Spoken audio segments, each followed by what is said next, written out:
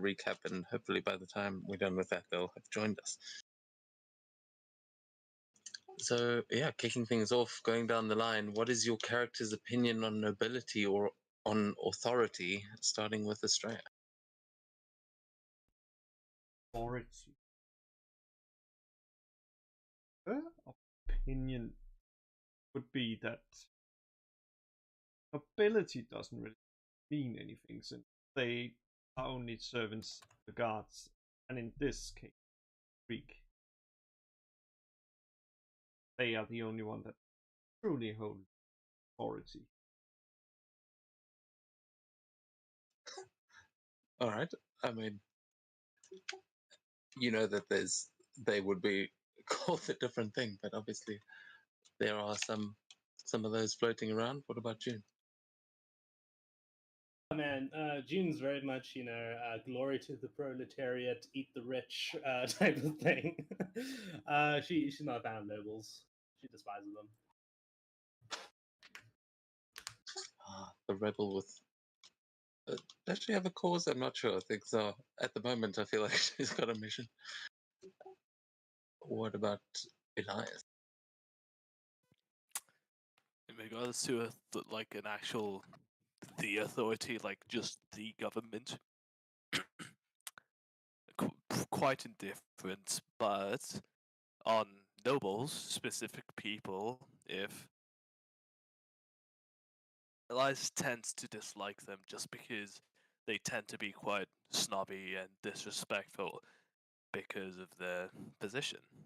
And to Elias, that's a no. No.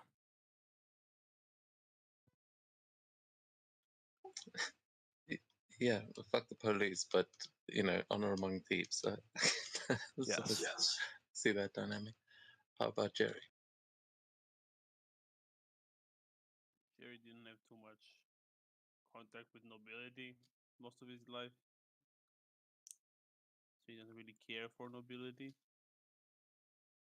As for authority, if it's his own tribe, he'll follow it, but if not, he'll follow it as long as it aligns with his interests.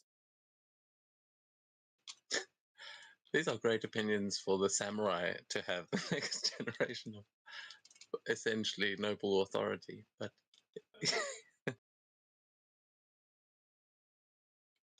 is no, Sakura's still away. So no, I'm back. I don't really feel like talking at the moment. okay, cool. Well then, yeah, tonight's question. I don't know if you saw that, but what is Sakura's opinion on nobility and authority?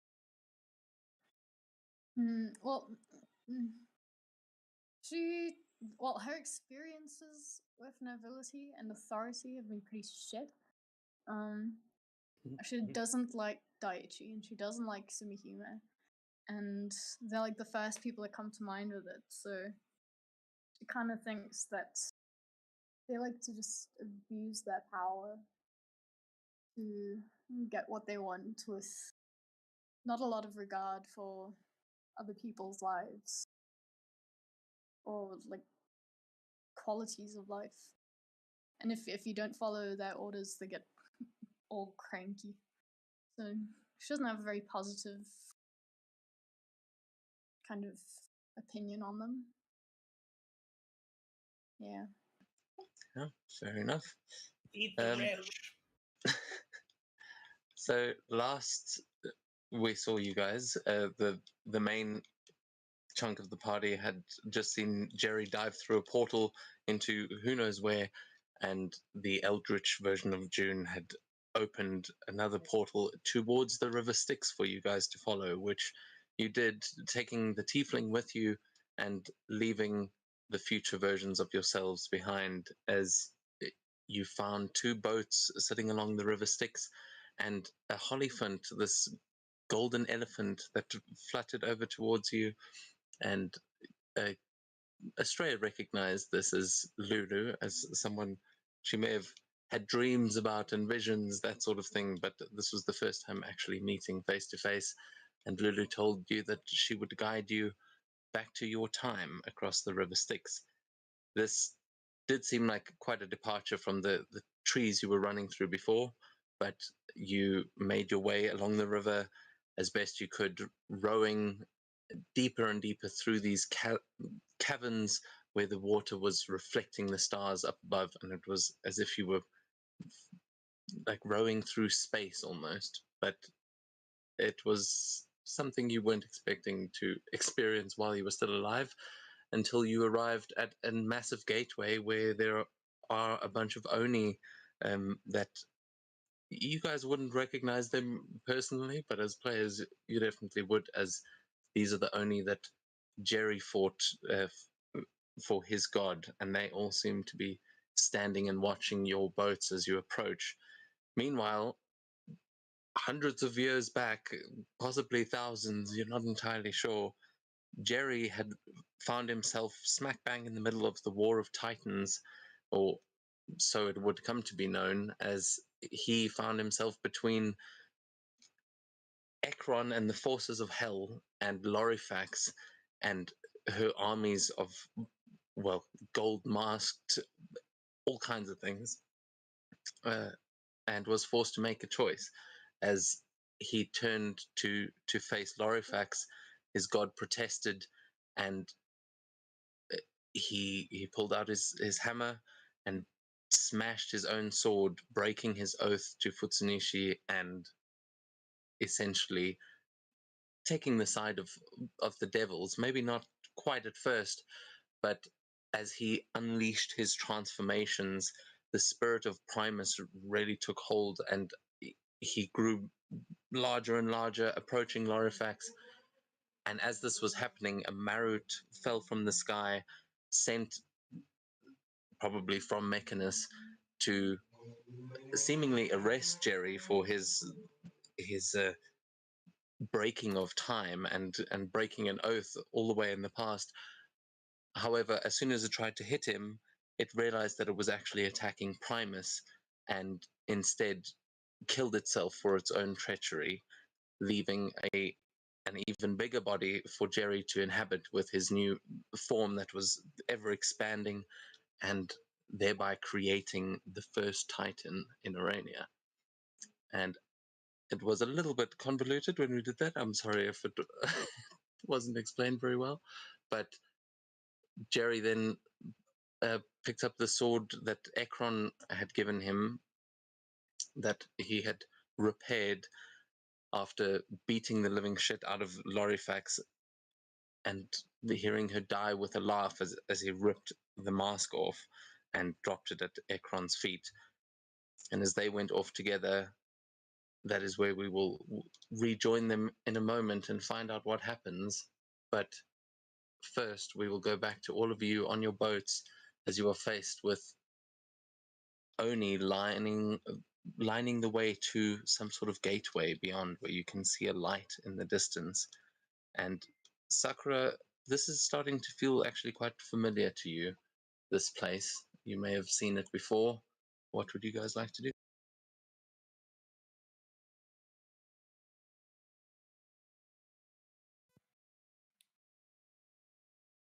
Elias is almost just fucking asleep. He is exhausted. I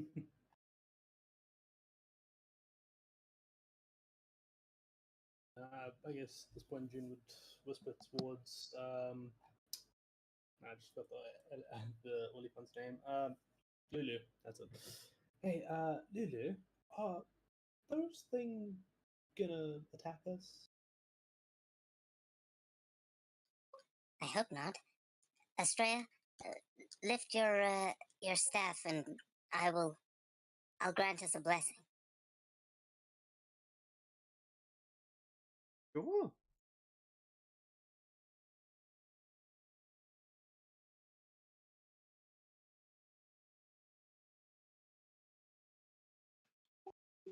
Is anyone else doing anything?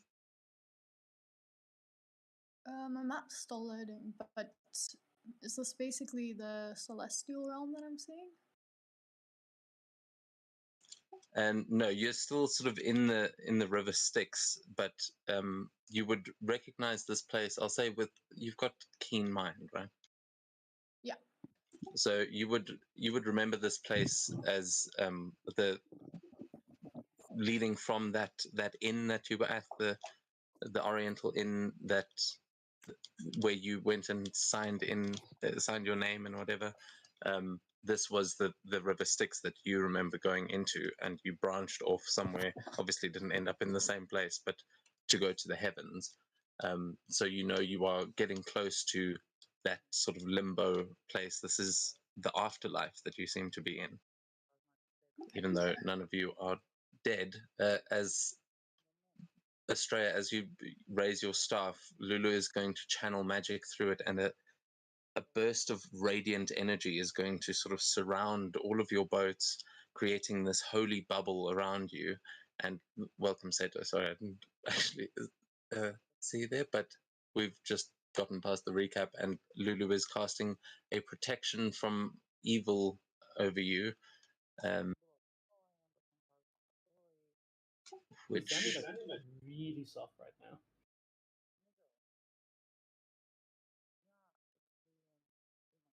who set it? Yeah. My mic is even tiny sound coming out of it. Yeah, didn't even hear.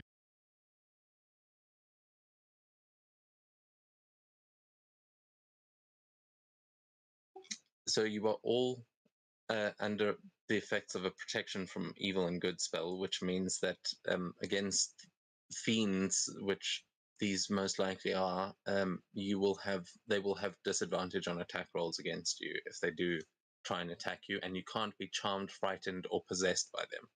So as Lulu is sort of flying forward, she's channeling this aura from Estrella's staff to protect all of you, and the Oni are all looking down at you menacingly, but none of them are actually moving as she tries to guide you forward.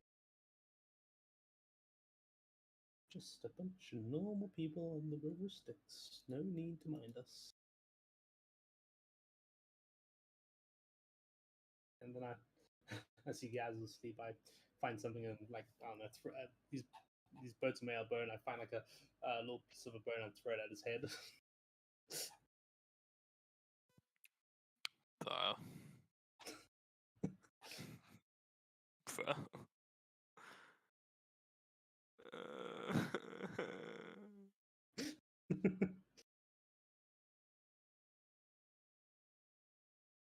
Just fall back in the boat and seem to actually just pass out. So as you guys are doing this, you kind of leaving Sakura to be doing the rowing, and you start sort of falling behind out of this bubble. I'd like Sakura, could you please make an athletics check for me as June is throwing pebbles at... I mean, I can still help with the rowing. I just threw like a single bone.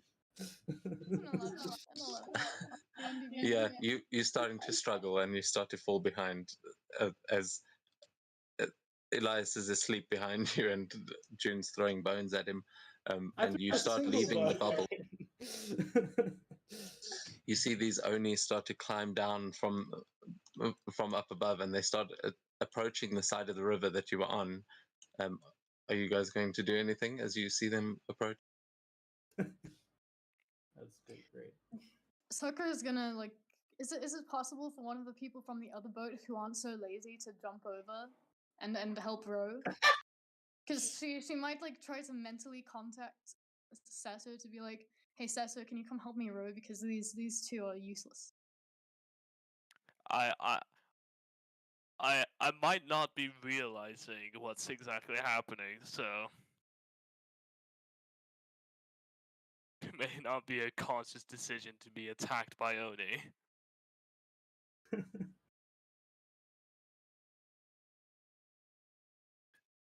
Yeah, you can definitely, you feel the sort of chill of the air around you as you leave that bubble, and it does, you sort of shiver awake a little bit, Elias, as you kind of see Sakura ahead of you just rowing and a small pile of bones next to your face, as Like the boat is rocking slightly from June's giggling.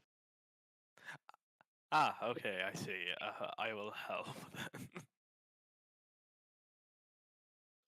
Okay, you can also make an athletics check. You can all do that, but if Seto, you would also get that message. I'm not sure if your mic is back, but I'm here. If you can Oh, hear me there- normally. yeah, we can hear you. Yeah, but Not Seta letting- is just is busy in his mind right now, so he's just on the autopilot. Yeah, June is going to cast Bard Knowledge on herself to give her proficiency in athletics. Glad I had that spell. Oh, actually, that's a good point. If any of you have proficiency with water vehicles, I'll allow you to use that here as well. But I don't think any of you are particularly. In a port. Yeah, but were you the one sailing, or did you get Well, sailed? sailors.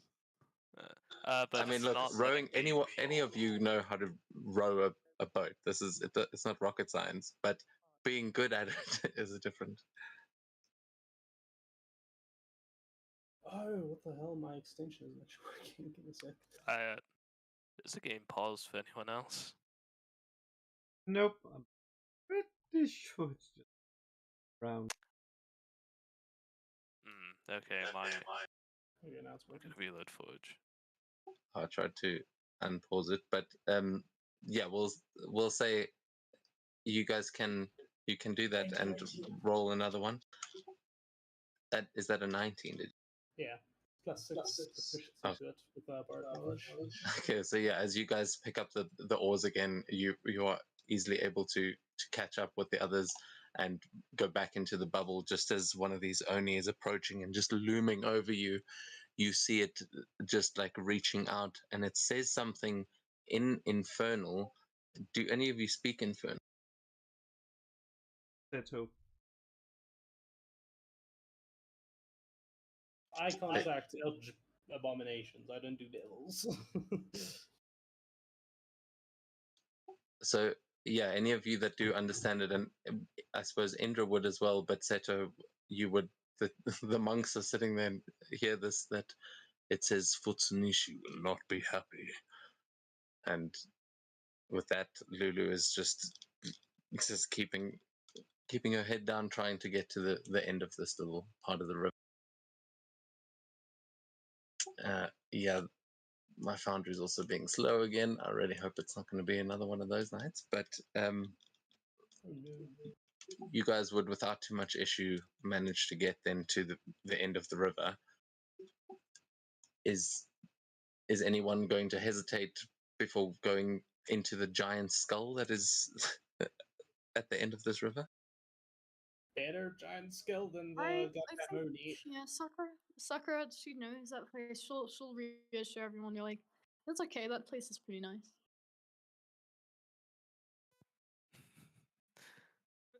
What Okay, are you so what is excited? it? It's just You- limbo. Pretty chilled. You've been. Oh yeah, you have been here before, haven't you, sir? Yeah. And as you This guys, is as Sakura says, it's pretty chill. There are a few snowflakes that start to fall as you enter the cavern, and they start to fall into the boat as you feel your boats hit a bank of snow in the darkness, and Lulu will just start to glow and continue to lead you as she asks everyone to step out of the boats. And told you it's pretty chill. and as you do that, we are going to go back in time again to Jerry, where he has gone with Ekron, and let me. Hopefully, this works. Good work. The thing has. Yeah, I'm trying to reconnect to Foundry now. I'm currently on the stream. Just takes a while to load. Oh, okay. Maybe I should have tried to change maps.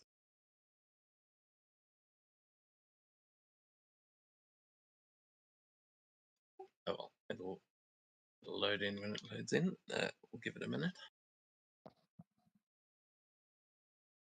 But while it is loading, Jerry, after that little encounter with Lorifax, Ekron you would have seen Archon getting on the back of Tiamat and flying away. And Ekron would invite you to join him back at the war camp, as you have basically just made a deal with him to craft him some Titans, and that is where you are heading back now. You will still be in your giant mech suit at this point, but you will approach a massive cliffside where at the bottom of it you will see just armies, just massive formations of devils of all shapes and sizes, and he will ask you to step out of the machine, as at this point your transformation has come undone and it is now you are having to power it, like walk it yourself, rather than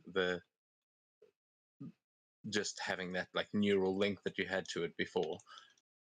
But we'll say that you are able to park that and head up the cliffside with Ekron up to the war camp, which is where you find yourself now, and where you should be able to see when you load in. See, it's put you on the wrong map, so I'll try and move you here. Yeah, while I'm like on the way to the camp, I just say as like prayer to myself, to Futsurushi. I tell him that I need a time. This was the only thing I could think of. And a mouse folk will never break his promise.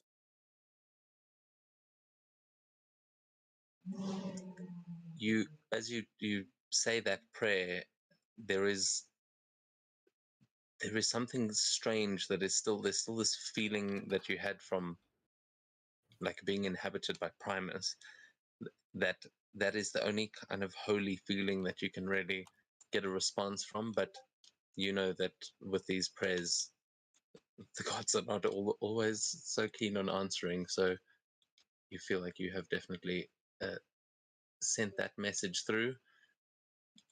Are you loading onto the map, or is it not? It's still loading. But has it said that it's loading Cliff War Camp? No, I'm still like not in the forge yet. It says downloading world data. Oh, okay, because it shows you guys on the maps, but that you on the wrong one. So I'm just gonna try to drag everyone over as you I know. am on the stream, so if it's there, I'll be able to see it.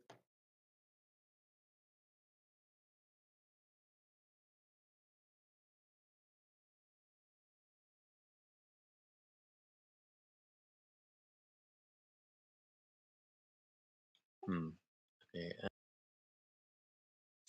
try to do this again. Okay, it says loading Cliff War Camp, 30%. Okay, cool. So then you should be there in a minute. But at this point, the rest of you, I have actually got some interesting stuff for you here. So don't run away. As Ekron, Jerry, I will be playing Ekron for this one. As you arrive at the top of this lift that takes you all the way up the side of the mountain, up to this war camp, you can see there is a pit fiend on to the one side. There are horned devils over there, and there's an Erinnyes over there. There's like the forces of hell are amassing here, and you see the shadows of dragons flying about as these chromatic dragons just circle their way around the war camp. You see these troops just go on as far as you can see. There's a massive army underneath you here, but you have arrived at the top of the lift with Ekron. What would you like to do?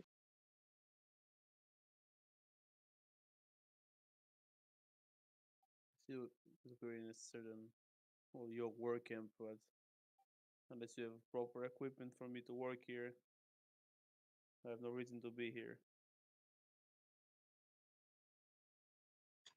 Well, finding you a forge is not going to be the simplest thing. I'm afraid the hells are, well, being overrun at the moment. So we will have to find you something here.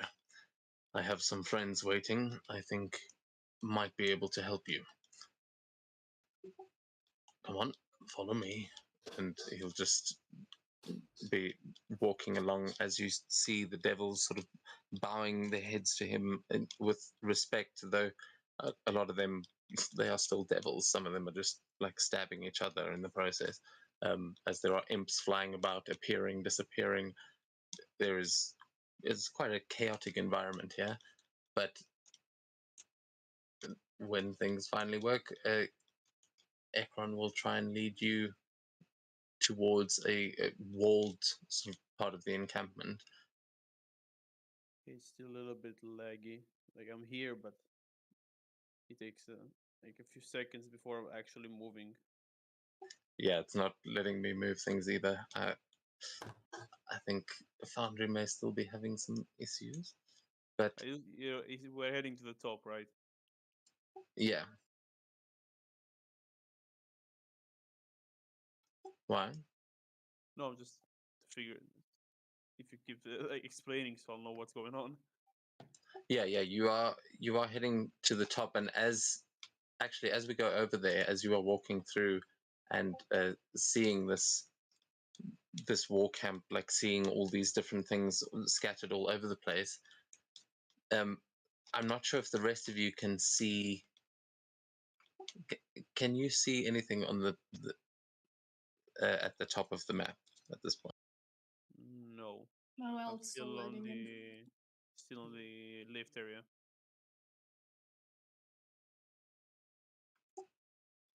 Yeah, because that I need you guys to be able to see those tokens. So who's not on the maps tonight? Let's just quickly get this out of the way before we actually get into the scene. Haemon map. I think Sakura and Seto are loading. I'm here. Yeah. And my shit works, finally. I'm not on the map, sadly. I don't know what happened from last week, but I just can't log in. I was able to last week, but this week it's not.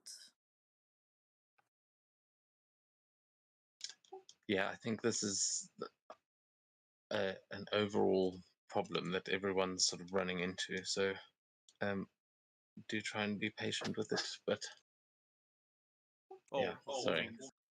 I'll just open the stream until it loads.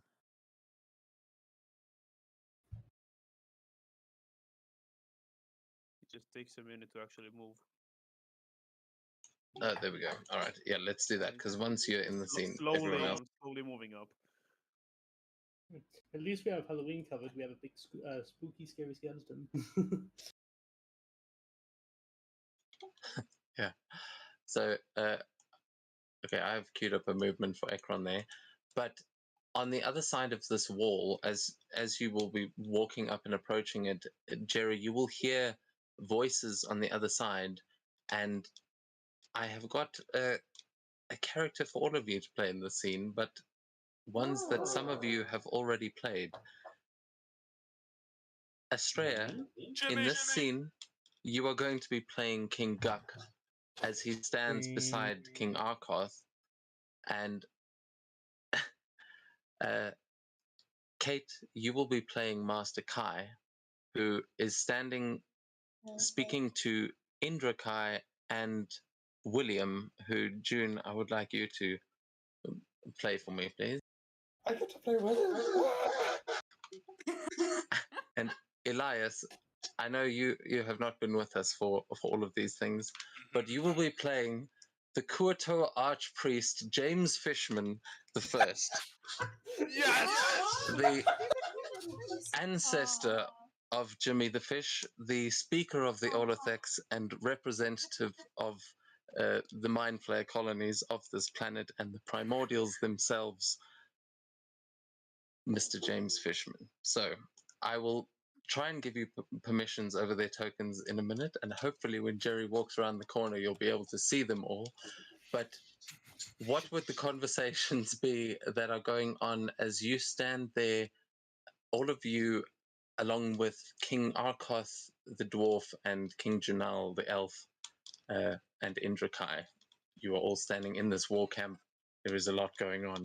What would you guys like to do? God, this is like an endgame crossover. Holy shit.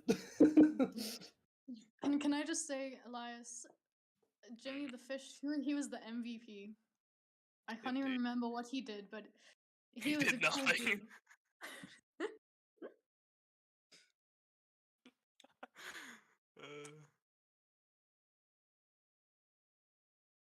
Yeah, so William, he'd be down in the details. He'd be talking about casualties of the army, talking about tactics for whatever coming battle there is, anything like that.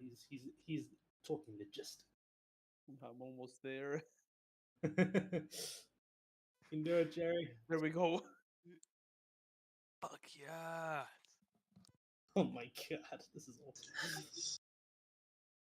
Master Kai has got mushrooms. Interesting mushrooms. There it is, James Fishman. They were well, my dad's character was a high elf, if you know what I mean.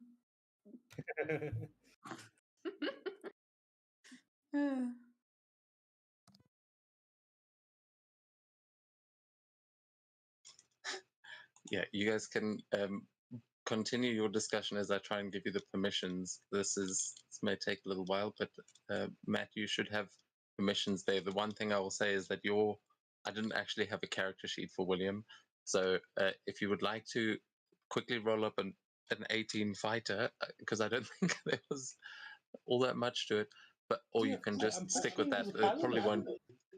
Oh, was he a paladin? Oh shit. He was a paladin. I'm not too sure now. Actually. Well, there probably won't be combat for you guys here, so the character sheet is not the most important thing. But I mean, if you would like to do that, it may come up a few times in the session.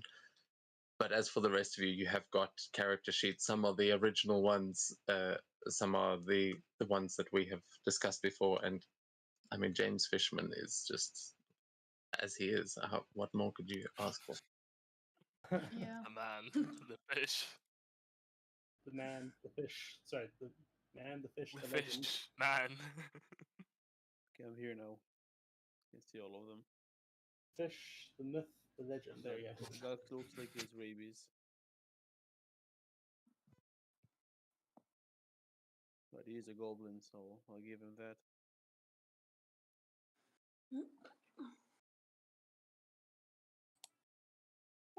Yeah, sorry, I missed that. What were you addressing, Ekron? No, I'm just saying that Gak looks like he has rabies.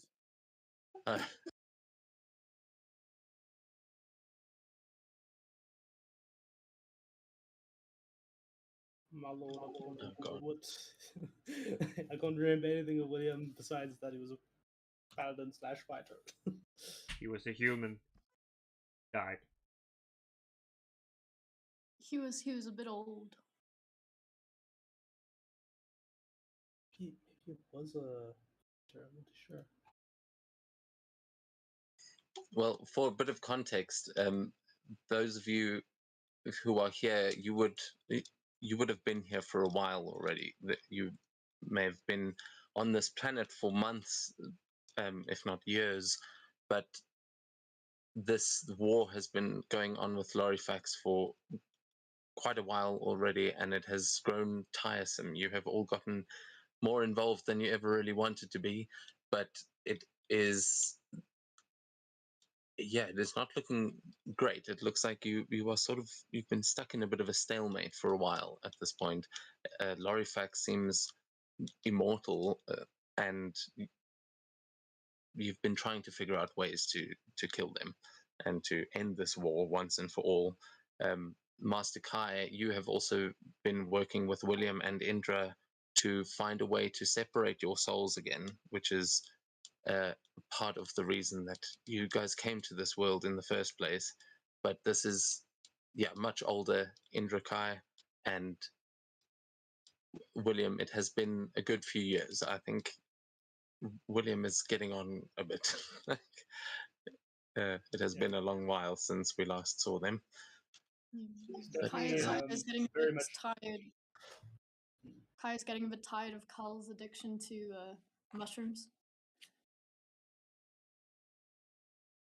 William's definitely becoming a grizzled veteran now.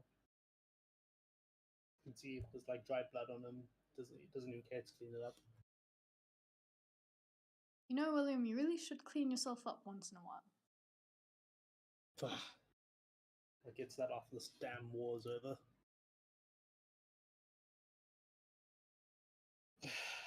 Don't know what we'll do. I guess we could try a breakthrough, but yeah, you can just see he's just going over the tactics, but he struggles to predict the actions of demons. Well, actually, William would be in an interesting position here because what you have been fighting are not demons. In fact, that was what these devils were fighting beforehand in Avernus in the Blood War.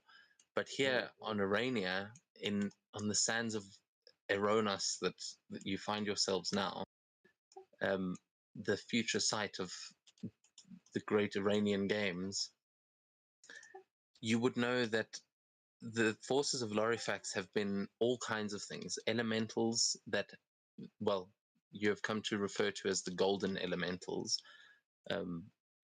They are primordial creatures that have been taken control of by Lorifax, and that is part of why Jimmy the Fish is, yeah, the man, the fish, the legend is here to represent their side in this war.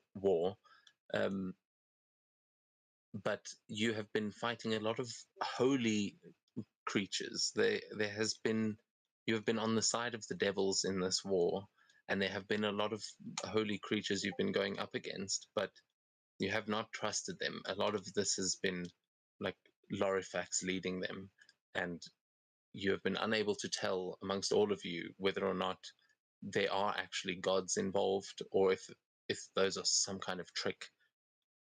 But it has been a morally complicated battle, a number of them.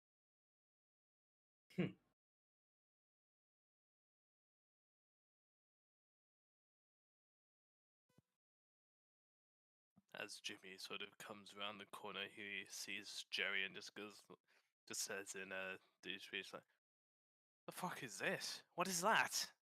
What is this furry beast doing here?" Yeah, look at Akron and say, "What the fuck is that? A fish?" Yes, actually, I'd like to introduce you all. This is... Oh, I'm not sure I caught your name. Could you sign it? And he'll just make a contract appear in, like, out of thin air. Just, you see these flames conjure up a contract where he says, and we can make it official. This young warrior is going to help us expand our army. And how can he do that? Look at him, he's tiny. How big is James? Not very big. Yeah, he's a medium creature, but he's still like maybe 4.5 to 5 feet at a push. Yeah. The contract Akron gave me is like what we agreed on. There is nothing between the lines, or as far as I can see. You can give me an insight check, yeah, unless there's, or an arcana, I suppose, to see if you can read through the devil's legalese. But yeah, it doesn't seem like a very long, like, complicated contract. You'd be able to read through it. It's just one page. Okay, instead of Arcana, because I'll roll on Discord because it takes a while to actually load it. Well, either or, whichever works better for you. They would give you different results. One would speak to the magic of the devils, and one would just be understanding what is a good contract.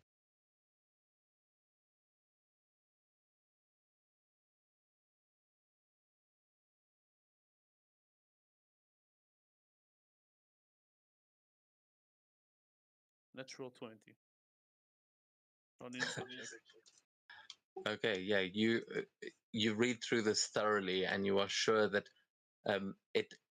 It is a little bit tricky, the wording of this contract, but what it is essentially saying is that once you have provided them with the means of maintaining an army of these titans, these mechanical beasts, that they would help you get back to your time as well. It even has the stipulations that they will come up with a way to get you back to the place that you wanted to go, that you were asking. Though you don't see anything in there about opening any portals to do so. Like you're not sure how they plan on doing that, and they have not made that clear at all yet. So you're not sure you're getting the best end of the bargain, but it does look like what you agreed on. By maintain, mean they actually have a way to keep producing them, or do I have to produce a certain amount and like a sufficient amount, and then he'll help me? Yeah, he wants a way to like to create them and keep them running, so that you're not just making one and then leaving it there. You need to also teach them how to run them and like keep them running. So the implication being a way to make them here on Arania. Dev. Yeah. You're not going to believe this, but I've just found William's old character sheet. Oh, holy shit! Right? Okay. Yeah. I can't believe it. I'll send the contract. It's Jerry Abershaw. Okay, and as you sign it, the words will just light up. The quill and the parchment will burst into flame, and he will just give you a respectful nod, as though that were a really normal thing to be happening. As you hear the footsteps of Guk walking up next to you. Guk, what are you doing?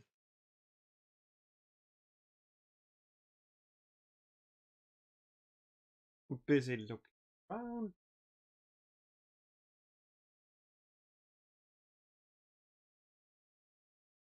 Trying to think of a plan to get rid of Ikron. Being like, not Ikron, Laurie. And thinking like, what did Ikron bring?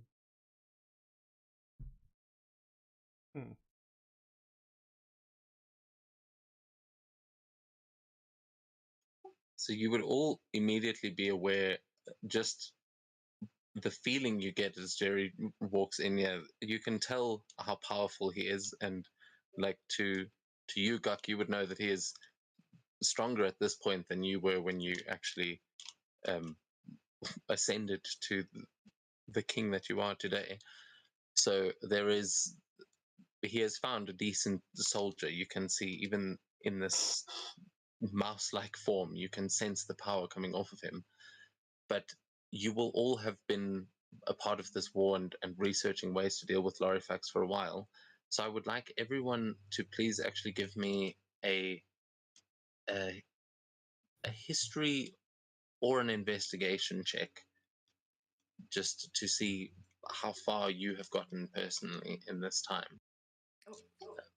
Everyone, obviously, other than Jerry. However, you can, Jerry, if you'd like to make an investigation check to just see if you recognize, or actually history or religion, to see if you recognize any of the people around here from 20. the Iranian history. Only a 7 for intelligence check. He's not good at intelligence. So I got in, but I can't find the character sheet, and I suspect that's because you gave permission after it started loading.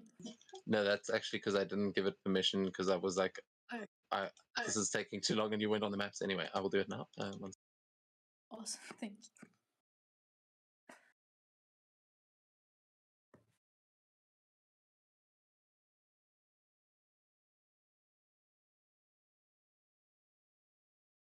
Jimmy the Fish is fucking on it today. Not 20. the man, the fish, the myth, the legend.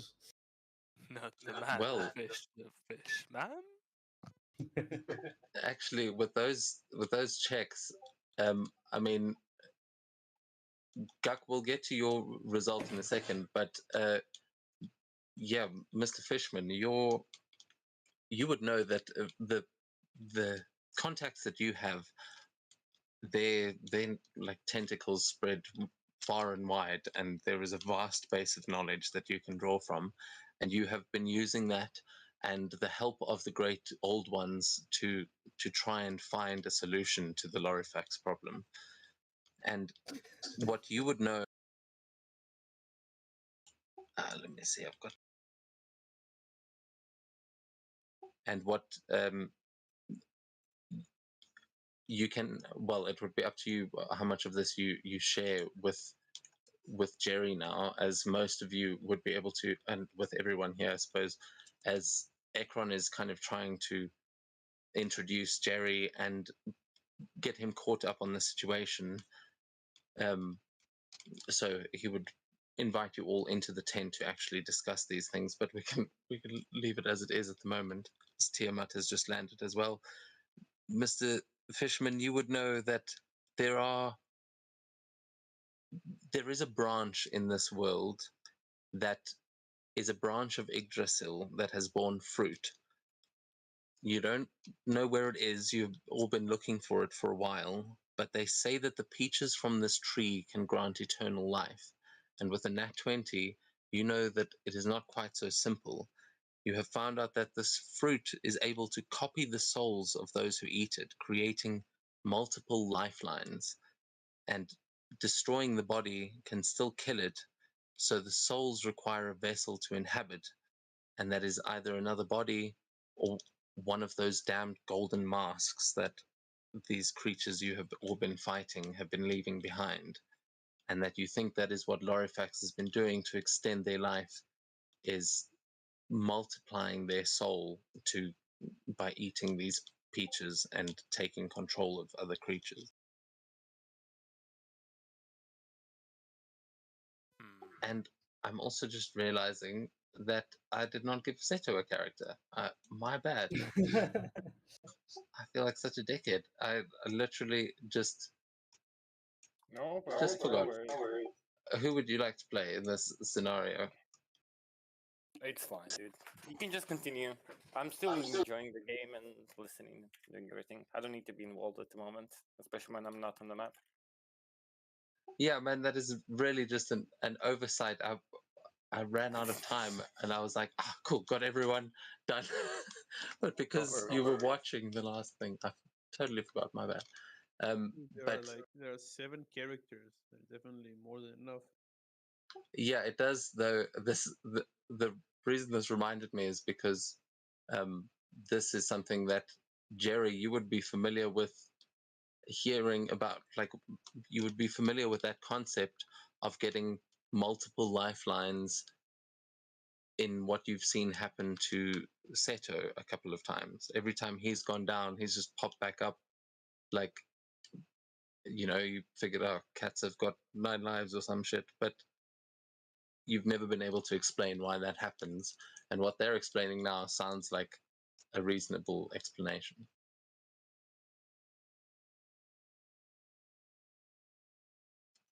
But that said, Ekron would invite you into the tent to discuss these things and to explain what Jerry is here to build, and try and find out from you, Jerry, what you actually need in order to do that, as you are surrounded by these lieutenants of his.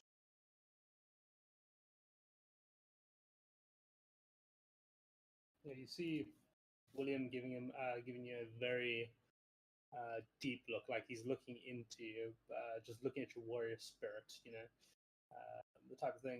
The type of look that a seasoned warrior would give you. He just knows how strong you are just from the aura alone.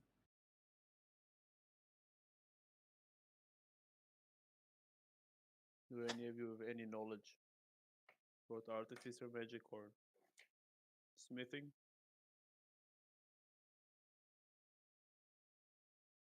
I'm just a soldier, unfortunately.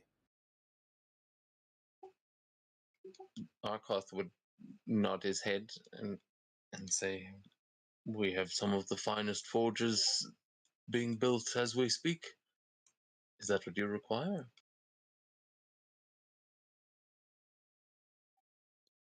Maybe some more specific forges, but who are you exactly?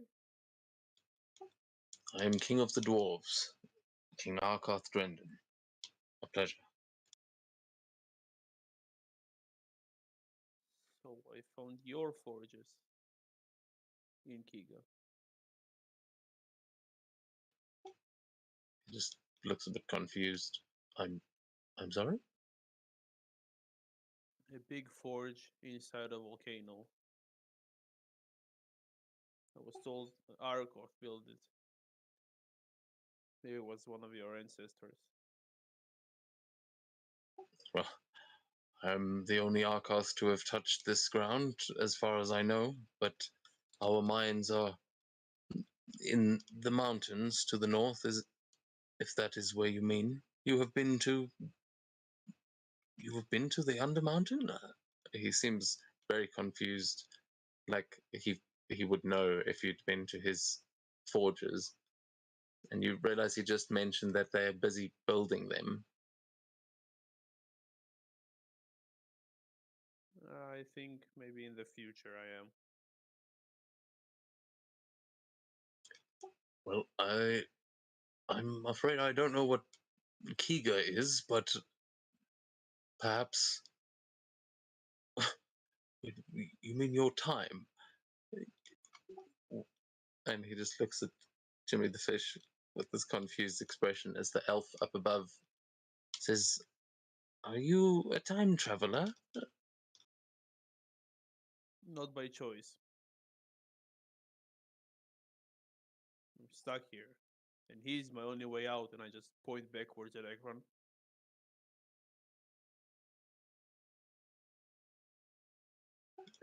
Yes, well, there's plenty of ways to get you into the future.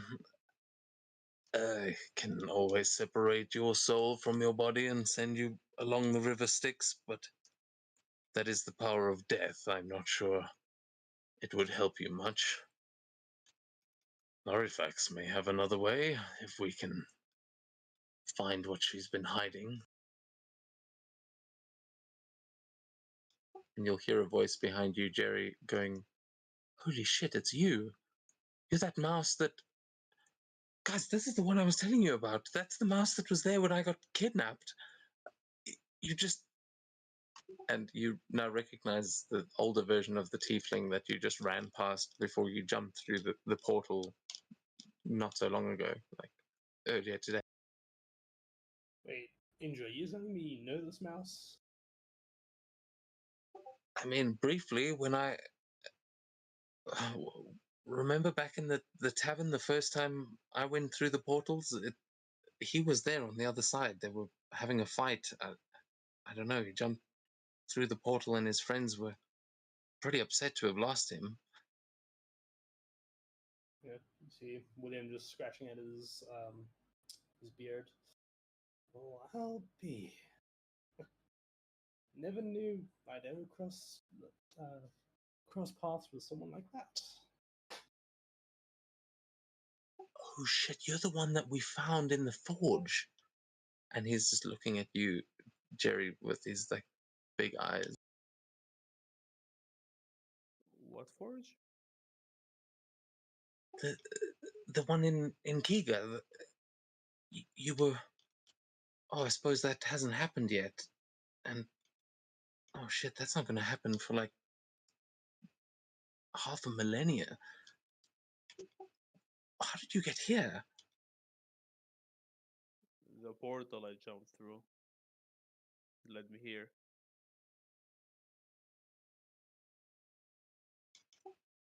Oh. And that means... And he points at Master Kai, and then he just... You see, he kind of just folds into himself, like muttering to himself, trying to make sense of all this. And you see his eyes are just wild, like he's been through some time travel. And as for Master Kai and William, you would know that Indra really struggles to keep things straight these days. He's been back and forth through so many timelines and learning this sort of time magic that it has not done good things for his mind. But he seems to be having like an epiphany right now as he's seeing Jerry. Sounds like you had a hard time. Yeah, have something. I'm fine. I'll just walk around Gak towards Argoth. The forges you're building, did you complete any of them? There is one in the main capital, but nothing of note. Only a few small, regular forges. Though the Blood War is not short on weapons, it has not been much of a problem for this. It is only the dwarves that have been working and carving away out in the mines. Where was it that you said you are from, or going to be from? Kiga. It's called Kiga. It's in Arania. It's in a different plane or something. I'm not entirely sure myself.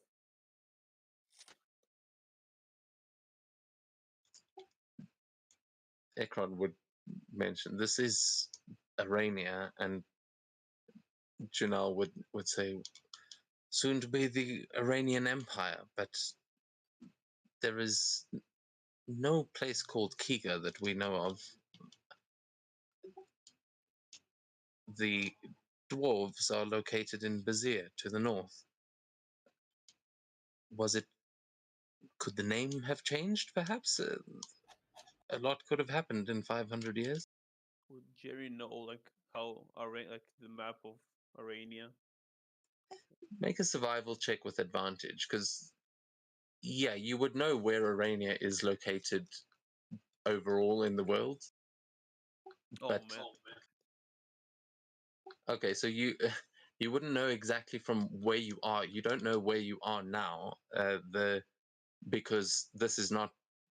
You've heard of Eronas, but that's where the Iranian games are held. This is like this war-torn battlefield, and you can see there's not much desert out there. It looks quite green, actually, other than the places that have been destroyed by these battles. This is, you don't think that you're in the deserts of the Iranian Empire, but you would know that Kiga is to the south. It is like the southernmost part on most world maps would be Kiga, whereas Bazir you would know to be in the north, like the northeast. Okay, I'll tell him. Bizir is in the northeast, Kiga is in the south. Did you get there yet, or? Guk, you would know that, like Nyx is to the southwest, which is where you have your kingdom, and there are lands to the east that have been conquered by dragons at this point. As Tiamat would also, just as they have landed here to join you, one of the heads would lean down and say, "My children are taking care of the Southlands, but Kiga is a name unfamiliar to us. Unless that is your new lands, King Guk?" No, they're not actually lands. Dragons are still worshipped, but Guk doesn't rule there. I go where I please. Doesn't mean you rule there. Nah. Would my man James have any idea? Yes, you would. You can also give me a survival or another history check.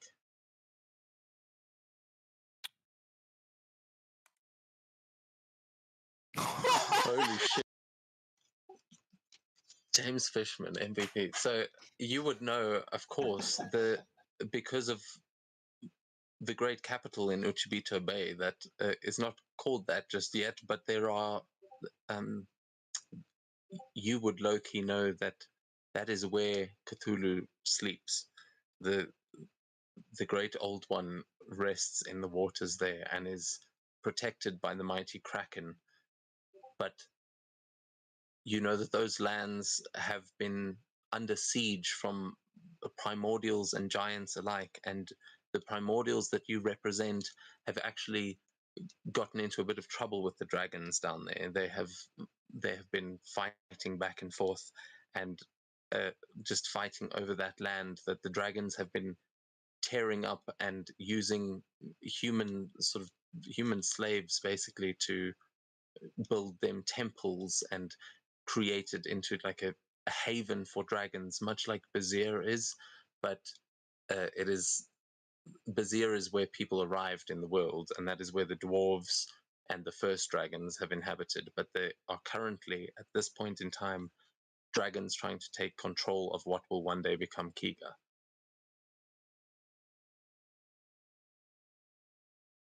Whoa.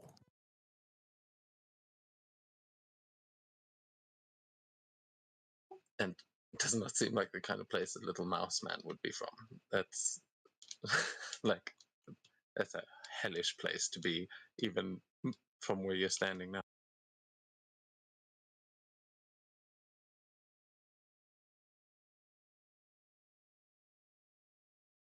But Arkoth would reiterate that he has built no forges to the south. The forges that they have built are all in the far north.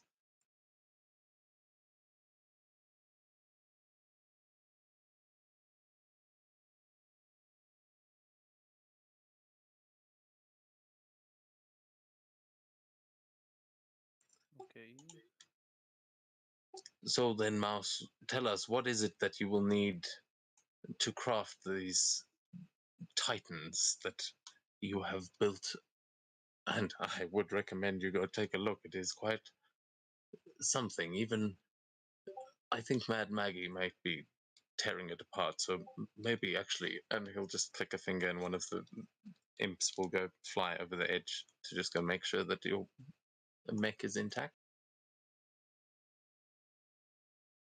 Some things are easier to get, but some I have no idea how. Building the machine itself is probably the easiest thing. Essentially, just a shell.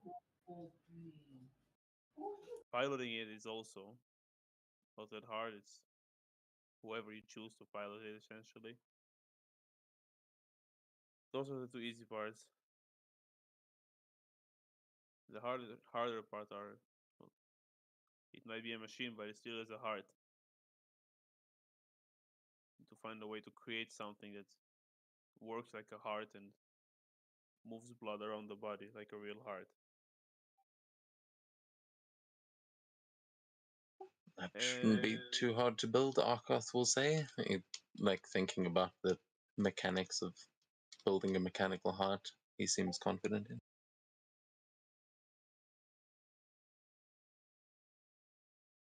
Would Ekor know, like, who gave, how do I explain it? My transformation, who I was, like, we know who gives me this power? Does he recognize Primus? He wouldn't have seen much other than you, like, other than the fact that what happened with the Marit. He would have probably some inkling of it, but he hasn't mentioned anything about Primus. It doesn't seem to have been meant all that much to him. But are you going to try and bring that up? Yeah, I'll just say the last part, which is probably the hardest, is the soul of the Titan. Do you know who Primus is? I'll just ask around the group. Yeah, everyone can make a religion check if you want. Unless some of you have some actual meta knowledge about Primus, you're welcome to share it. But Wait, what check? A history check? Religion. religion.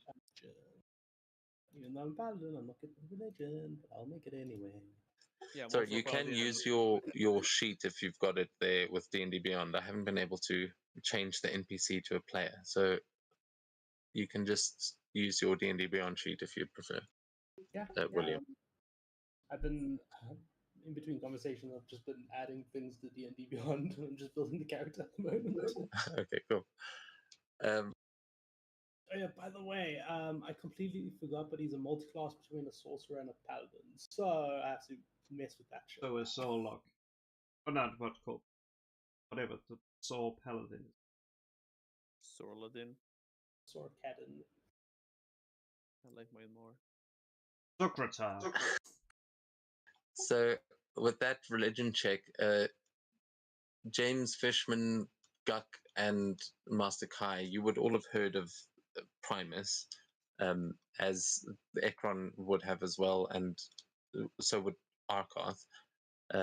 You would know that they are the machine god that controls Modrons, that Master Kai, you would remember because Omen Dran and the Acquisitions Inc. has had plenty of interaction with Primus and like internet or intergalactic law, that they are the law keepers of the universe, and that's basically what you guys would know. However, Guck, you would know that, like, you've tried to get into parties on Mechanus before, and it's not a fun place to be. It's everyone's very rules orientated. No one really thinks for themselves. There's like the hierarchies are really strict. But they do make some cool technology, and yeah, being made of metal sounds like it might come from there. Out of character question is, did you watch Loki, like the series? Yeah. Is it like the TVA? Yeah, kind of. Like, not that specifically. They don't necessarily deal with time only, but any sort of Also time. yeah, any sort of like yeah, I mean that has a lot of implications, but they are kind of the code of the universe, and they make sure that it keeps running. And if, like, sometimes they can change things without anyone ever knowing because they can stop time, and the Modrons can come in, fix things, and then put them back where they were. But when someone needs to be brought to justice, when someone needs to come to court to answer for their crimes against the universal law, then they send a Marut, which is why they can hit automatically. It's like you can't beat one of those things unless you're a real badass. So yeah, kind of like the TV's instance, especially. That's probably why they sent one for you, because you're before the era that you even came from. So Supposed to you've be gone here, essentially. way.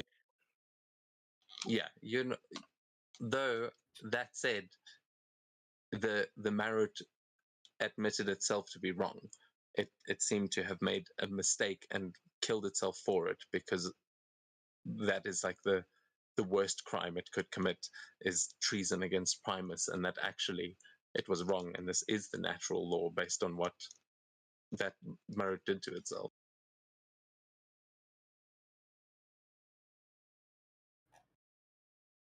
Fucking hell.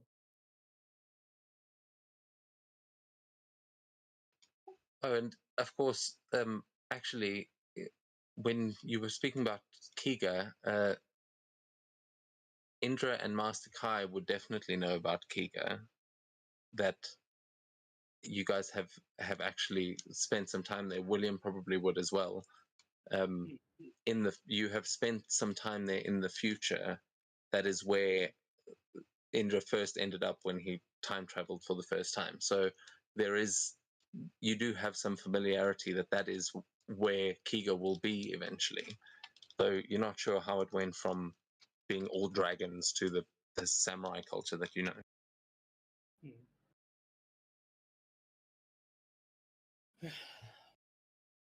Yeah, this talk of time travel and shit.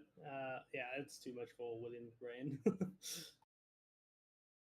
just focus on the battles at hand. Jimmy, Yeah, he's the in the present guy.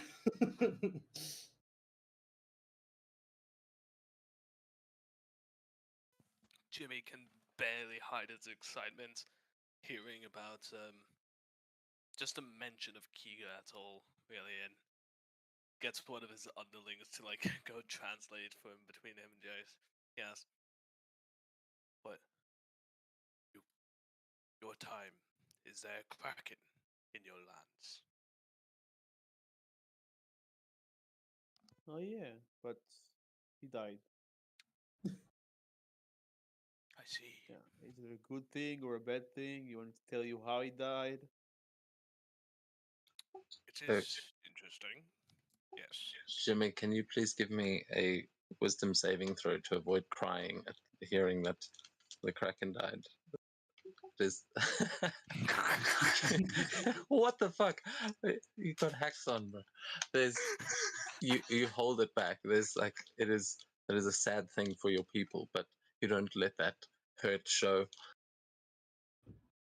Yeah, the moon kind of blew up, and part of it crashed into the sea, and the Kraken was in the sea. And I'll let you. I guess you know the rest. I see. I'm sorry, what? The moon blew up for some reason. Part of it crashed in the ocean, killed the Kraken. And all people are harvesting his meat to eat. Does James just get another nat 20? He did. Yes. 3 nat 20s.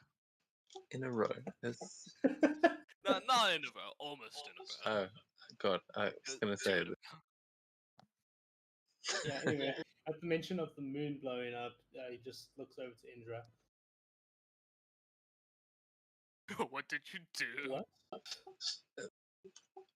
It was the and he'll like look backwards over his shoulder up at Tiamat, and he just looks back at you, William, and just makes a gesture like no, don't fucking let's not even go there, because yeah, he would have heard the stories, and he'll just sort of like gesture behind him and just go, it didn't all work out for the dragons, but don't worry, Jimmy, it wasn't your moon. And he like he clearly is he knows too much. I'm not even gonna go there. And yeah, James, that would be a relief to you to know that, because when he says that, it means it wasn't the one moon, which you know to be a Mind Flare citadel out there, which not many people know, but there is a relief that you feel with that one. Though Akron is still trying to sort of ask Jerry what he needs, and he says, so what of the spirit of, you said it needs a soul, but does it need Primus's soul? It's his spirit.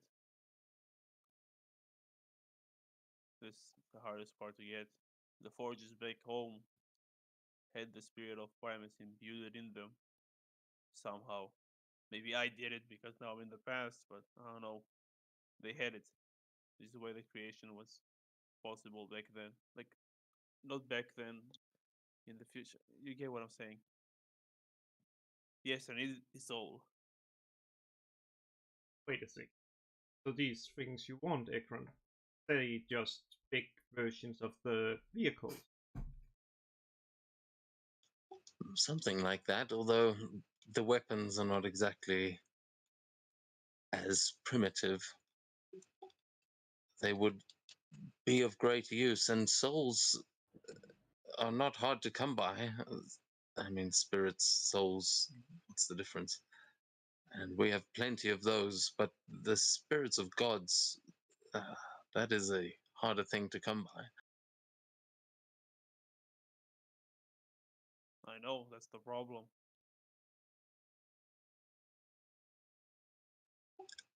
Can everyone please give me an Arcana check as they are discussing this, and sort of to represent the things that you have learned along the way so far? me as well, or all of them? Yeah, you can also make. And you're giving all the bad rolls to William right now. Don't worry, I'll roll in a second and you'll see. Yours is not the worst. Sorry for taking a nat 20s. Well, That's Master eight. Kai, you would know that this is the thing you've been searching for answers to. Like the things in this realm you've been looking for answers to for a long time, and it is you're sort of starting to lose hope a little bit and starting to accept the fact that you're going to be this Master Kai forever. The separation is not going to happen that quickly, but you think maybe the mushrooms are also just kicking in. Oof. I guess like going from twins to conjoined twins, it's just like it could be worse, right? I think there is also the fact that you haven't actually heard from your brother in a while. He, after the transformation happened, he became more and more distant and has let you sort of take control of the body. You are more Kai than Carl, and you seem to have his addictions and things, and it's like not the best parts of him that you kind of miss your brother in a way, even though he is a part of you now. Can she try and call out to him in her mind just to see if he's still there? Yeah, sure. You can try. As yeah, what do you say?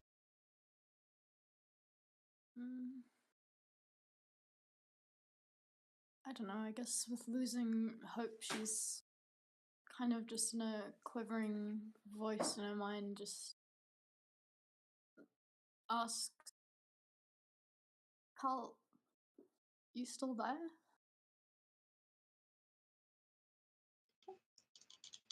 You'll feel this strange, like it feels like there is a pulse of light just somewhere in the back of your mind. Like you feel this strange pressure, like just above your eyes, like in your forehead, as if something is pushing from the inside, and there is you like just gently get pushed forward, off balance slightly, as though someone was pushing you from behind, and you feel that there is a presence there, but it is not willing to interact. Like it is distant. I have mushrooms if you want to come out. The purple one's your favorite. So as this is happening, you will still hear no response from him. But between William and Guck, who the two of you have been particularly interested in the goings on of Lorifax and this war and ways to end it, and yeah, especially you, Guck, you have had some troublemaker kind of thoughts of what if you were able to use, Ekron's scythe is the scythe of death that can separate a soul from the body, but that's how a soul is removed from a body when it dies, and it doesn't leave a soul left over. But the peaches that come from this tree of Lorifaxes, they can turn one soul into two. So what if you could take both of them together and create something new by actually splitting a soul? Like this has been a theory that may have worked for Master Kai, but if you were able to have someone eat a peach and then actually split the either the soul or the peach pip, the souls could be separated entirely along with their bodies. Like it's a long shot, but you could potentially create two identical copies of a soul or use it to separate souls that have been forced to share one body. This is a sort of theory that has been floating around amongst some people. Are you going to sort of share any of that? Yeah, William will definitely share. He's the type of guy that will put any information that could possibly be useful on the table.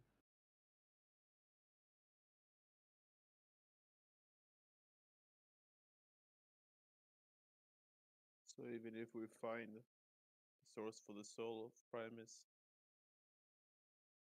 still need to copy it like, an infinite amount of times. Which means a lot of Well, people. all that would take was eating a handful of peaches. Really, it may. I mean, you'll be full, but I don't think it would be that difficult. The problem is we don't know where this branch even is, and that is a dangerous thing. Ekron will say if multiple souls already reside within the body, the peach could create another soul entirely, like a fusion of the souls within. One spirit, one mind, or it could turn you into three, one of each original and one fusion. We've never actually tried such a thing, but I get the feeling this is what Lorifax has been experimenting with and how she has managed to escape death's grasp, or my grasp in this case.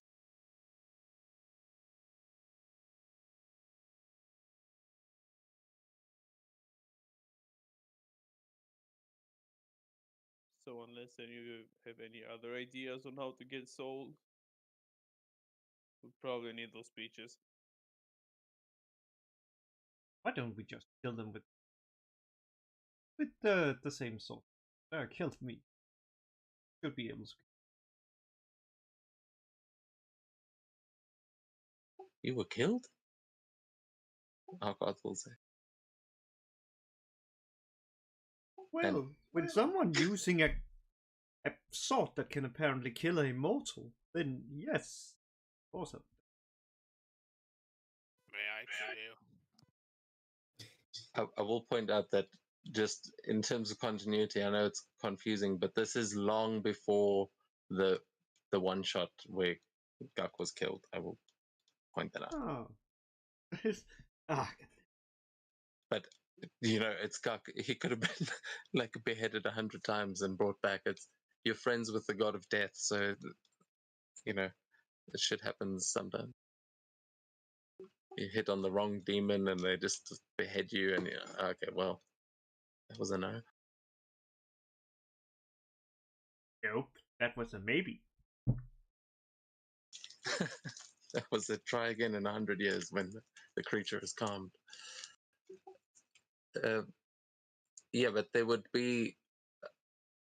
You would know that Lorifax has been hiding in the mists somewhere. That even Asmodeus can't reach her. You haven't been able to find the original soul of Lorifax. You've met many Lorifaxes and many bodies, and fought many and killed many, but none have been the original. It seems she ate a shit ton of peaches herself. Yeah, that checks out. That's ass.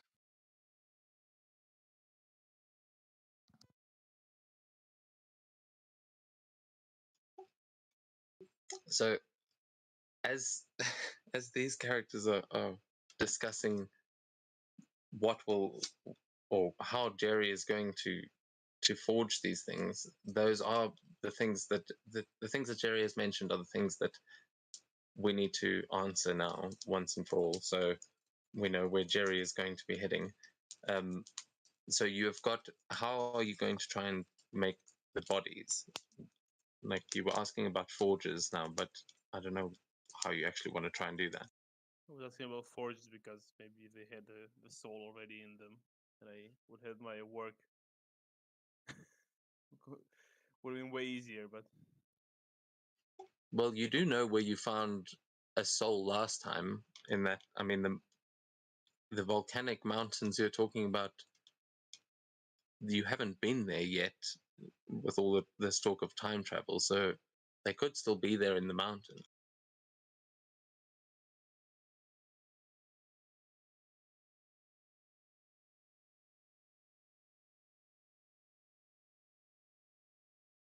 okay. Jerry, just give me a straight intelligence check to see if I may be able to offer some hints here, but I don't want to just give you the answers,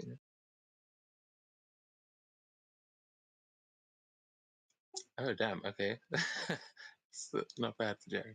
So, as you're thinking back on it now, like trying to think where you could possibly forge these bodies, you think back on the Titan forges that you've been into already, mainly the one in Mount Caugen and the one in Taton.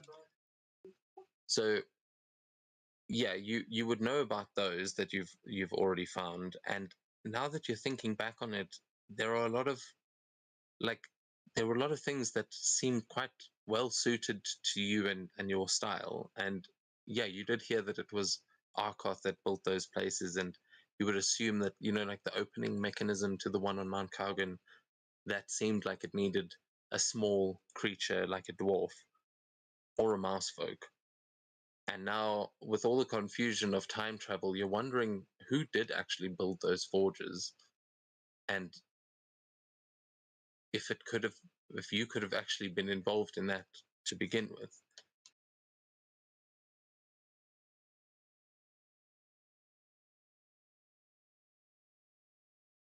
Yeah, just turn to Tiamat. Your dragons in the area that I know as Kiga, they spot any volcanoes by any chance? Oh, there are many active volcanoes. That is why some of my children are enjoying themselves so much. The red dragons, especially. Now that you mention it, Kiga, where have I heard that before? Anyway, they are inhabiting the mountains as we speak. If you would like to be taken there, I'm sure we could provide you passage. Just beware the giants, though giants as well, one of the heads will say, could be useful for manning a forge. They make good workers. That might actually be a good idea. Let's head to Kiga.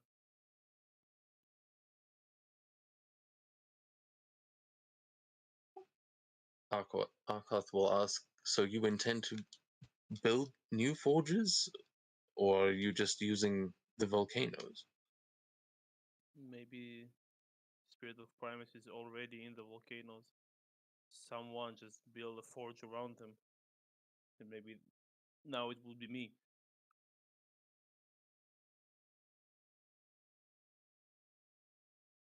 Well, if you need help building a forge, the dwarves are always up for the chance and up for the task, assuming we could get some land down there ourselves. And he just sort of eyes out Tiamat, who he knows has been trying to take control of the south for a while.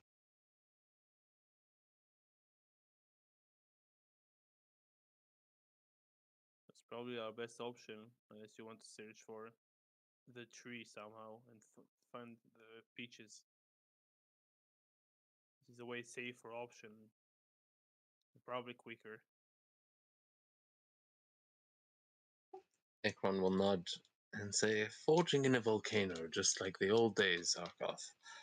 We will keep looking for the branch, and when we have found any peaches, we will let you know. But I have got many devils looking for them. I wouldn't hold your breath. If there are any other options that we can take with the soul, seek them out. But we should reconvene then, when your forges are built. We can try this again and perhaps help you as well, Master Kai.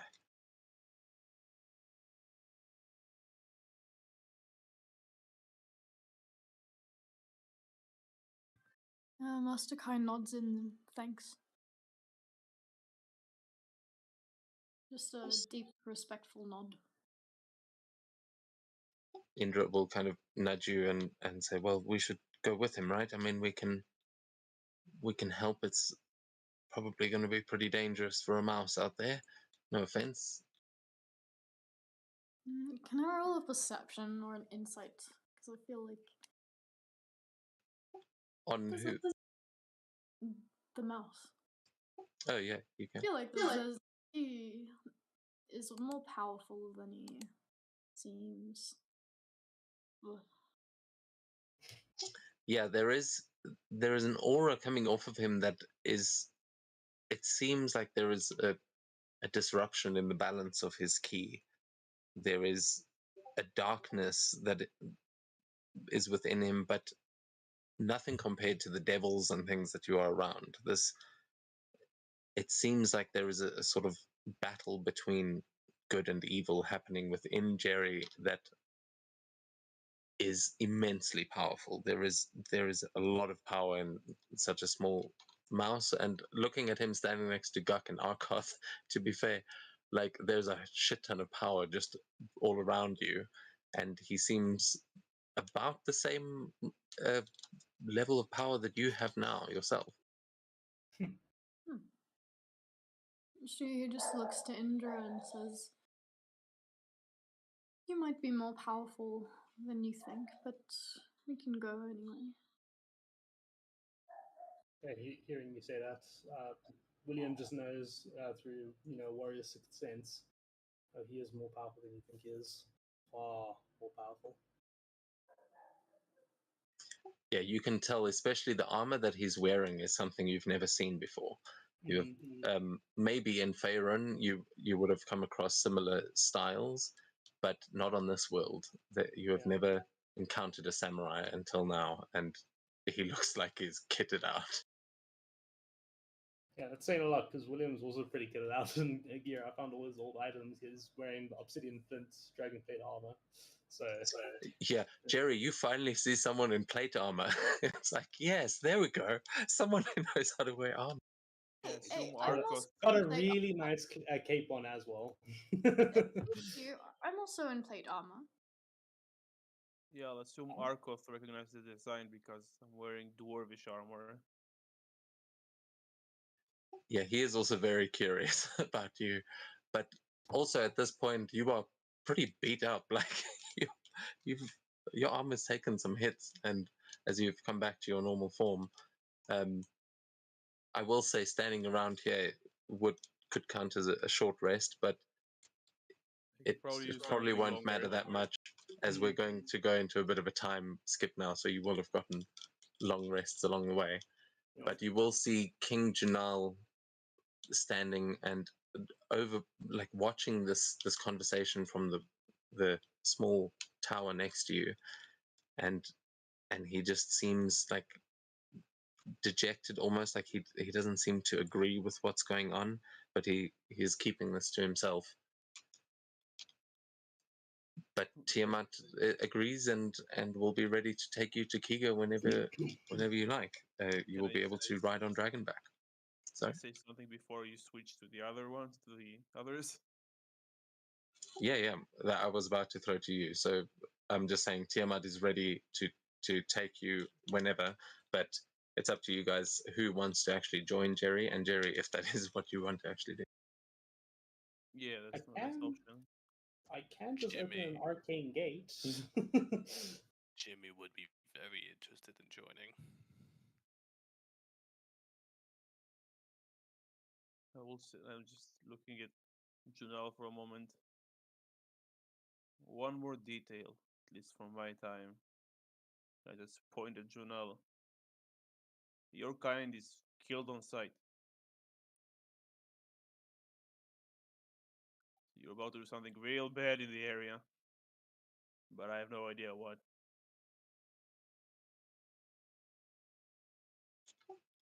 He will just frown and look up at Ekron as he just says, I don't know what he means, but the games could work. I promise you they could be a different way. And he says, thank you, Mouse. But the elves will take care of their own. I appreciate the warning, though. And he seems quite conflicted and surprised at that news. Like, that is not good news. Cool. That's all I wanted to say. Okay.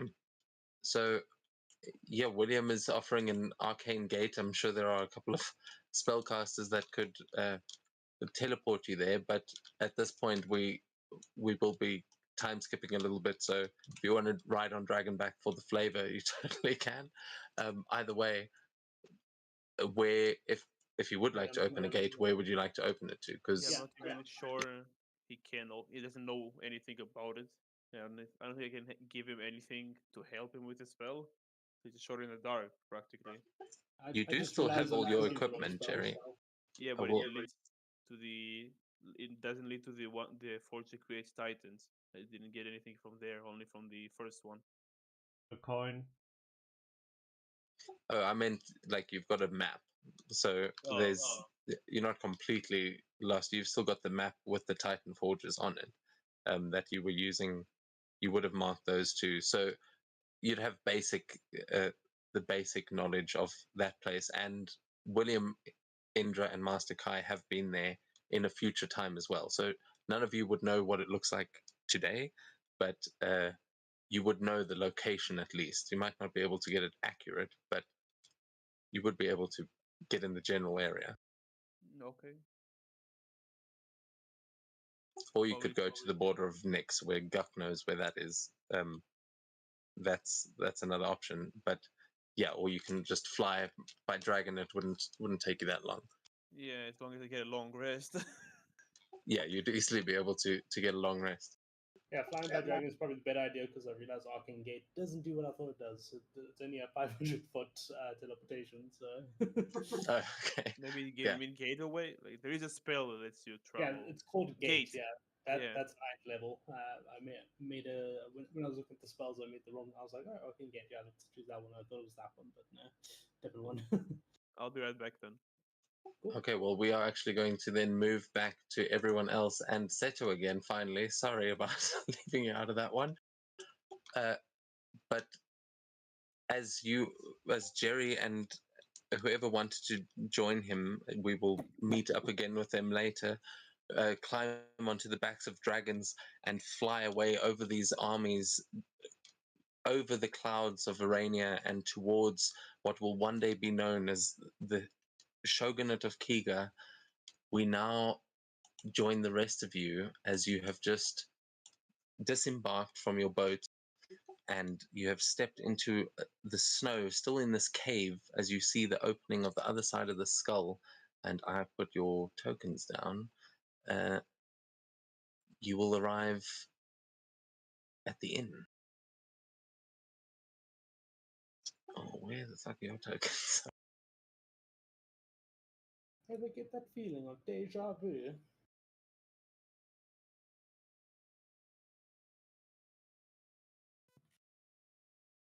Where the fuck are we?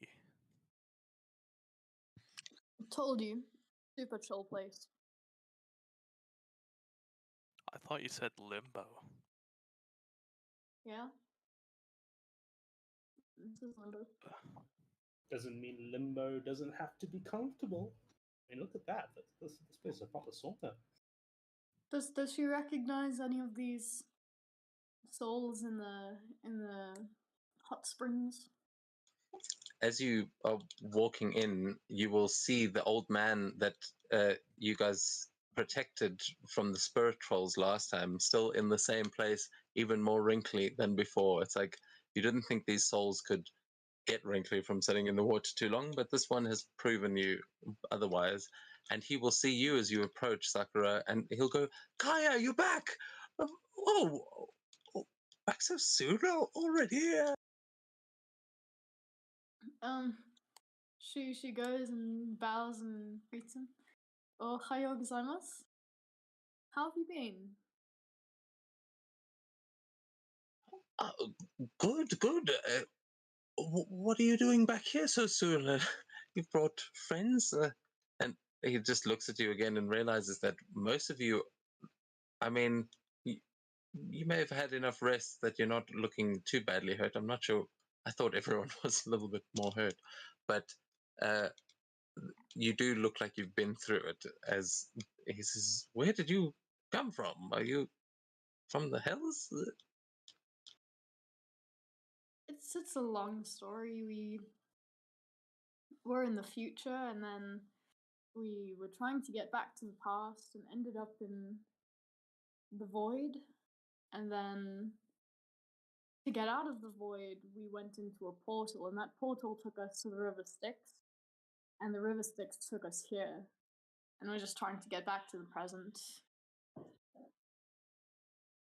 Oh God! See, this is why I don't move on. It sounds complicated out there. Well, just stay here. Try the waters. They're doing great. Though I've never seen people walk in this way. He seems a bit confused as to your group. While Lulu is sort of still trying to lead ahead. Seta, what are you doing? Are you actually here? Are you still on the stream? I managed to load in on a foundry, but I still can't move. I don't know why. Might just be laggy. Okay, well, you are there with them now, and Z is also looking quite shocked as she just hands you a pipe that she just says, it lit itself. Yeah, this place is pretty cool. Yeah, to be honest, I don't even know what to think anymore, actually. It's kind of been overwhelming for me, everything. That's why I'm offering you the pipe. Yeah. You and me both, buddy. At least I'm not alone here. See, Gina's actually actively covering her mind flare arm now. She's not particularly comfortable with it. Elias is just shuffling along like a zombie. Like you get the feeling of just fuck everything. I actually just want to go home and go to bed. Elias is on that right now. Elias is Well, missing something specific. This brings us to the end of our little journey. I would suggest if you want to get a rest, you take one now before we actually get you back into your time. These pools will revitalize you, and there are rooms in the inn. But when you're ready to move on and back to the material plane, just speak to the front desk, okay? Are we standing on snow? Yes. Okay, Elias, stiff as a board, just falls forward and just sleeps. This is, you will immediately notice the softest snow you've ever felt in your life. It's like landing on a marshmallow for a second, and then you just sink into it, and it is warm. It feels like you are, like it feels almost wrong at first, and then you realize that it's like standing next to a warm light, like a torch next in the middle of winter, and you will feel it starting to actually have a healing effect on your body. Yeah, would anyone else like to try and rest here before you move on, as these pools look very inviting, and there are some, this looks like a day at the spa, you know? June is going to go find a nice room in the inn. She is going to rest in there. She wants alone time. Yep, it's been And so with you fuckers long. for way too long. Oh yeah. Tucker will sit with the old man, ask him, have any of those trolls bothered you again? I'll teach them another lesson, you know. Oh, I wouldn't mind it. They keep to themselves for the most part, but every now and then, you know, they also don't seem keen to move on. Where's your orc friend, by the way? He was pretty handy. I think he stayed behind. He really liked swimming. Found Okay, you have this. swimming in the Emperor's pools. Yeah, you have this visceral flashback to seeing these green buns you never really wanted to see, as it was skinny dipping in those pools. It's just, it's Yeah, like, oh yeah, he's yeah. got very green bums. That happens when you die, you know. I've heard.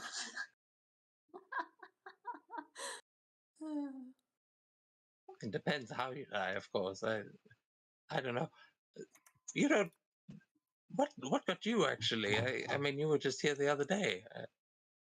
What, how long ago was it? Oh, I don't know. You said you were here because of that friend of yours. What was her name? Something about a flower. I don't know. Sakura? Yeah, that's the one. Did you find her?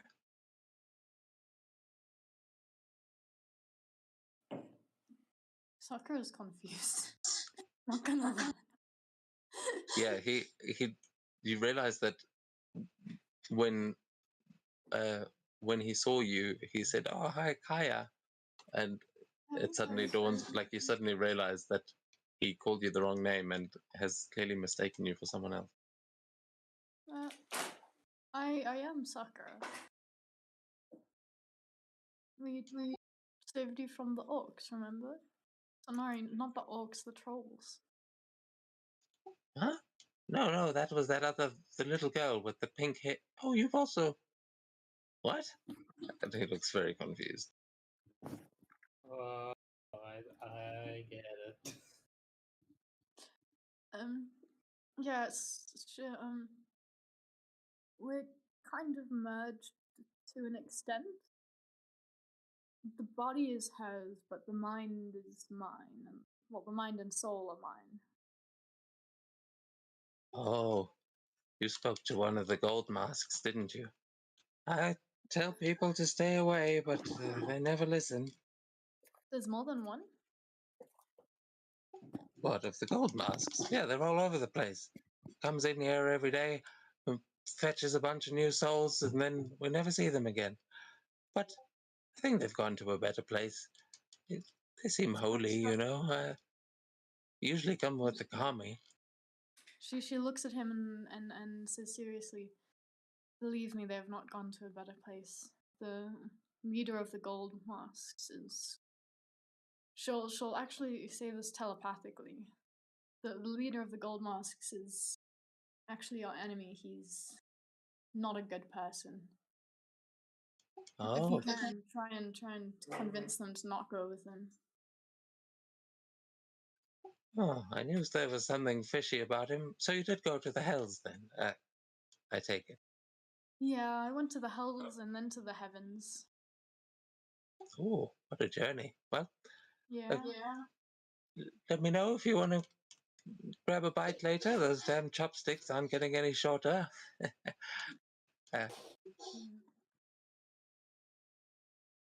He just looks at you blankly after saying that, like just blinking. He doesn't seem like he's ever getting out of this hot tub. As the rest of you, it looks like saying are, that you... Are you saying you want me to get you something to eat? No. Well, that's how it works. We got to feed each other, you know. I mean, shh, don't tell anyone.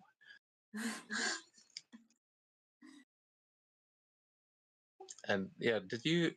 I'm not sure if you went into that place. Seto would have actually recognized the place with all the food, but yeah, you did go there. Yeah. So yeah, he just is saying he assumes that you're a soul here, that you'll be able to go grab a bite later, while you see the rest of your friends seem to be taking advantage of the facilities of this place, and everyone here will get a long rest. 10,000. And Jerry, you will also get a long rest on your side of time and space, so you can mark that off. Everyone can have a breather. Fine. June, during the long rest, she's gonna remove that sea that she's been covering that mind flare arm. Have a close look at it. See if she can change it back to her her normal hand. Basically, just trying to see what she can do with this new arm.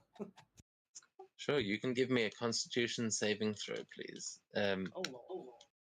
Actually, Constitution or Wisdom, because this is all. It's like your own psyche.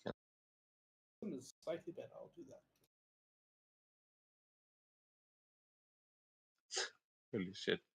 Jerry recovering 127 hit points. It's like, I nearly had him. What? Fusion Gary attack, has attack roll. 127 Wow. hit points. No, he's got, that's how much he healed. It's just, it's like I actually hit Jerry a little bit. It's only a 6. Oh, I've got that. I swear there's a poltergeist haunting me. 2s and 3s are the most common. Yeah, you find as you try and transform the rest of your body, you are still able to control as normal, but the arm, right from the point it was severed, and it is now, it seems to be encroaching up your arm, like going towards the shoulder. Or was it from the shoulder or from the elbow? It was from the shoulder. Yeah. Okay, yeah, so it is now like you can just see little tendrils creeping onto your neck at this point, as it seems to be the transformation seems to be out of your control and seems to be taking over slowly. But you can control the transformation of the rest of your body just as easily. It's just your arm that is not responding, and yeah, sleeping it off doesn't seem to have worked. You did hear Lulu saying that there were restorative pools around here, but you don't know what kind of healing magic would be able to deal with this. She's just gonna close her eyes, meditate a little bit, and try to figure out how far along she is with this far realm parasite that's within her. That's if the arm is linked to that parasite. Yeah, remind me, the parasite, where did you get a far realm parasite from? The lich. Eddie. Ah, did I actually do that? Oh yeah, you took it willingly. Yeah. Oh yeah. I Man, just I want was to like, keep it at bay, or attempting to keep it at bay. no, I was trying to remember if I'd put one in your tea or something. I was like, I don't remember doing that, and I was like, oh no, you were, you actually. No, I said, yeah, I want a far realm parasite. Oh yeah, so you can make an Arcana if you like, but this won't be a very high DC, as you are just looking within yourself, trying to feel and use what you know about this kind of magic. Ooh. It's taking a second to roll for some reason.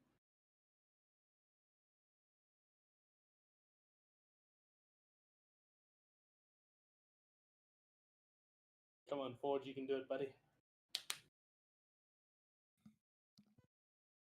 Forge, try not to die challenge. Impossible. Okay, next 5 seconds, if it doesn't do it, I'm just gonna roll on Discord.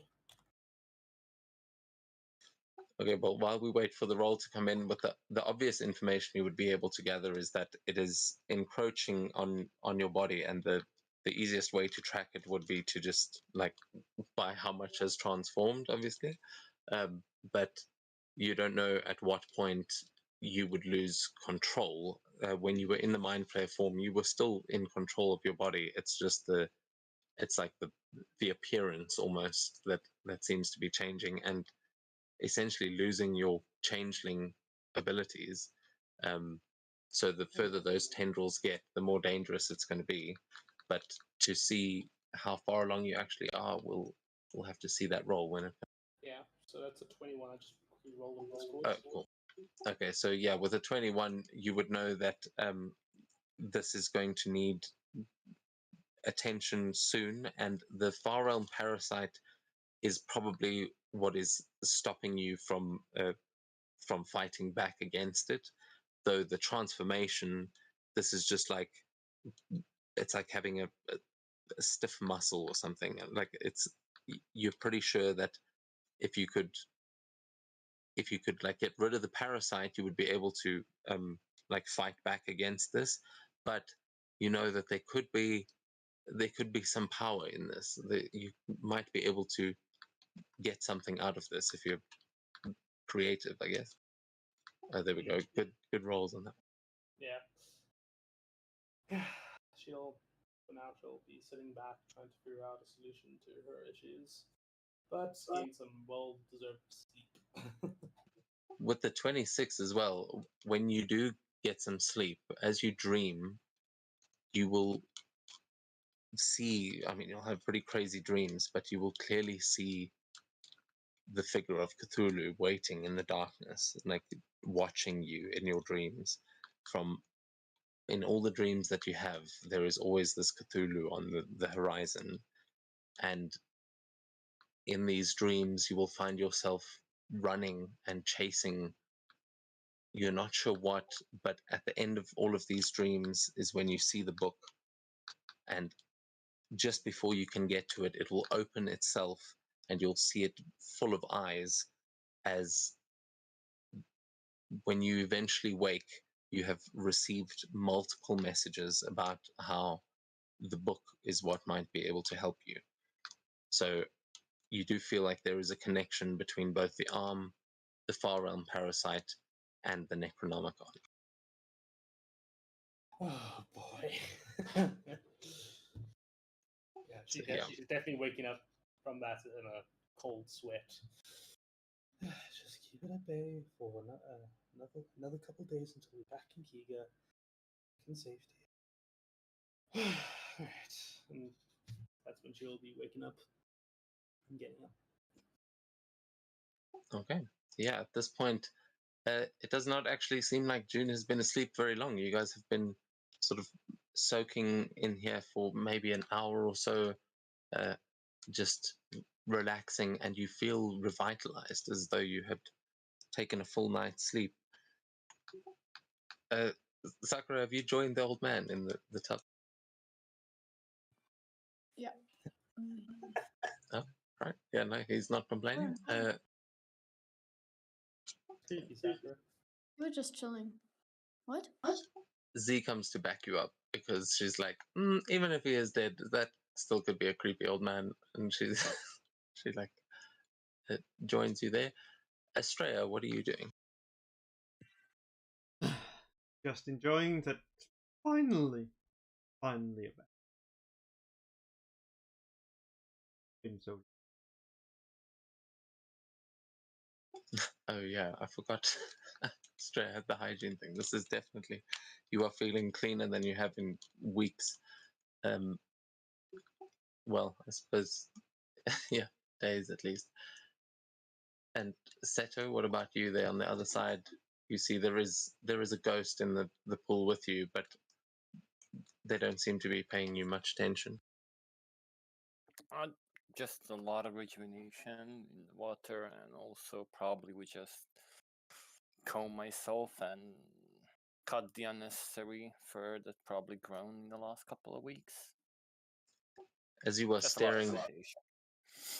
as you are cutting your fur and just trying to like comb it out, sort of using the reflection of the water to as a reflective surface, you will start to see something strange in the surface of the water as you see a face appear behind you, and you almost hear her just making fun of how scruffy your hair's gotten as you remember back to your childhood, and you see these reflections of your past in your own face, and how much you have aged since then and how far you've come. But you take this meditative rest, and you find all of yourselves feeling renewed and ready to actually keep going. Despite all the madness of the past few days, you feel like you're actually finally getting to the end.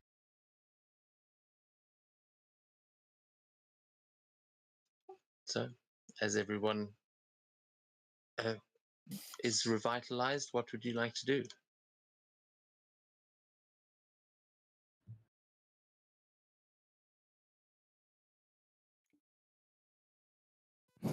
It's just kind of like wakes up, looks up, realizes his face first in the snow, and just thinks, "Sorry, what the fuck?" Yeah, as you move your head, a couple of tiny little spirits will just run off of your back and off into the snow, as like there was something crawling on you for a second, but you feel healthy and like it's like the hangover's gone. Oh, this is nice.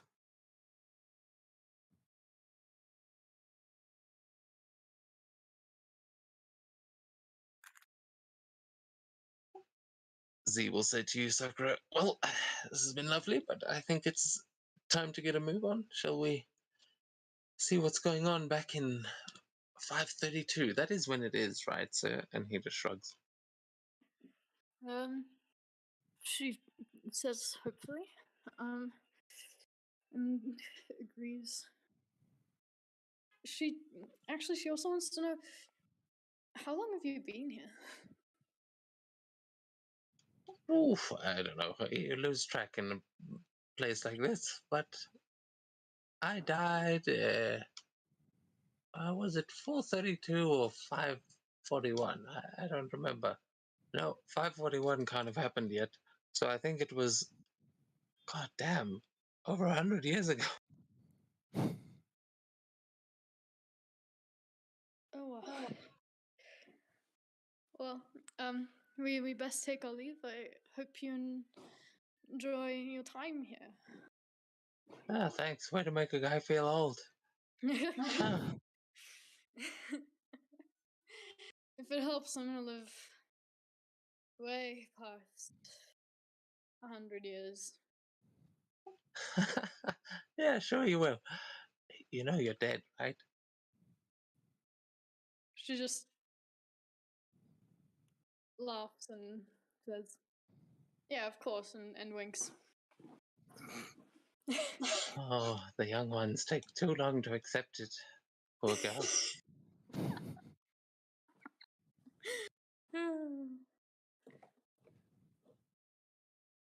Yeah, so you you and Z, like Z at this, like looks a little bit worried and goes, let's make sure, right? Let's go. Bye, sir. And she will climb out of the tub and join the other. Yeah, she does the same.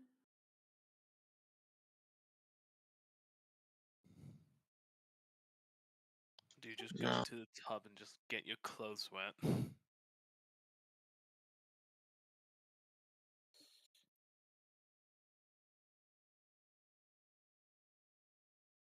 Now, what was the day that you guys actually left? The 30th?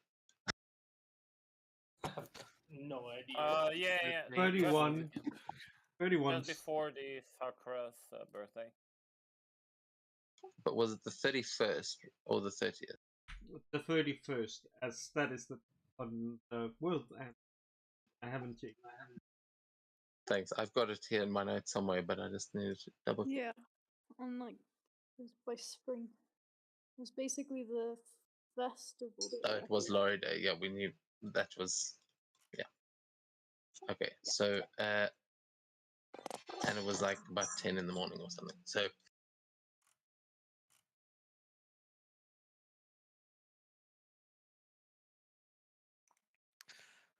Right, so where do we go? so Lulu would have, you'll have seen her heading up to the main sort of building and opening one of the sliding doors where there is a desk and some tables, and she will head in there and wait for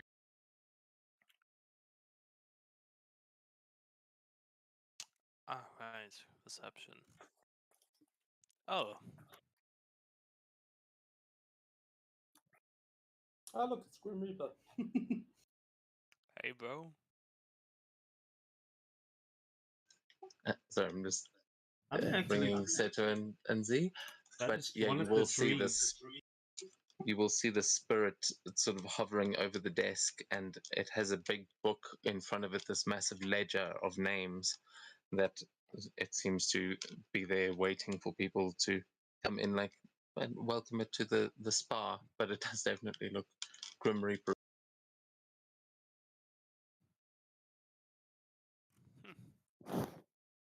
Except we know where the real Grim Reaper is. Okay, Foundry's frozen for me again. So Oh no. the creature will sort of like turn its head slightly, and you will see that there is no face under that hood. It is just a floating cloak.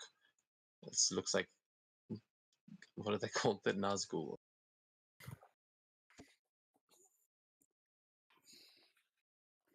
But yeah, you just see that shadow inside the cloak, and as you walk past, you will have seen it was just discussing something with Lulu when you walked in. Are you guys going to just try and walk right out, or are you going to talk to one of them first? Sakura will bow and her usual greeting. Ohayou gozaimasu.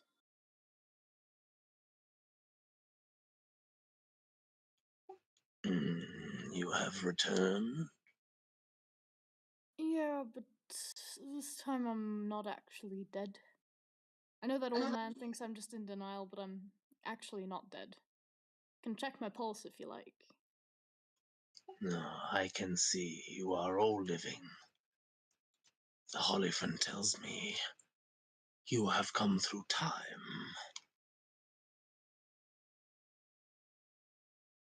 Yes. Yeah. For this, you will need the blue stamp. And it will just pull out this large, infernal looking stamp and just like punch down on the paper a few times. Good lord, sorry, that voice killed me. So I think I broke my own voice. Please don't die on us, DM. We still need you. I just lost all the base. Okay, so the doors are open and it seems to have no problem. It seems to have discussed with Lulu where you're trying to get back to, but it will ask for any sort of specifics you can give. Are there any requests about where in your life you are trying to return to? Is there any specific time or place in particular? Let's say the exact point we got taken from, that garden in Oh, where we wait, got our with keen painting. mind, I know exactly, like, every fact about where we were, I think. Essentially. Let me check quickly. I feel like it would be memorable for all of us.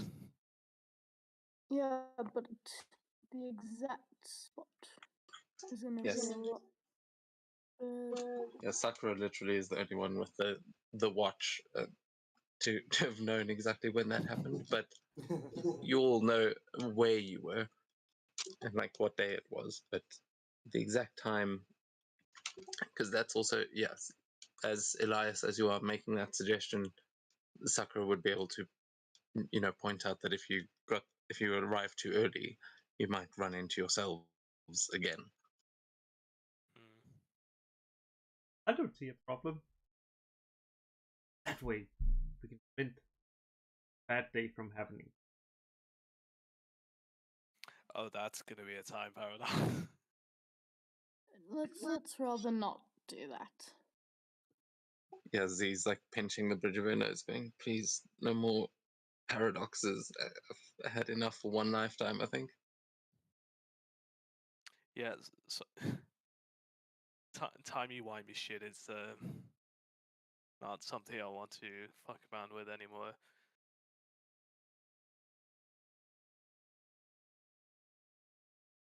Poor So is he Sakura. saying that we could return to any point of our life? Oh no. Yeah, pretty much. They asking where to send you, and Sakura's busy giving the exact information that to go there, but he did technically offer to send you anyway.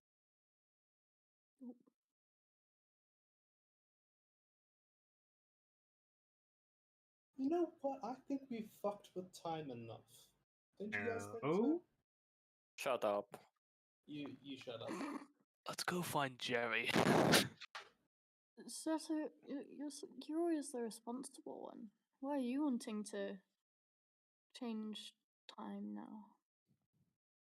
Well, if everything went to hell, might as well go another round. We already fucked No. everything. Yeah. Not really. Hmm.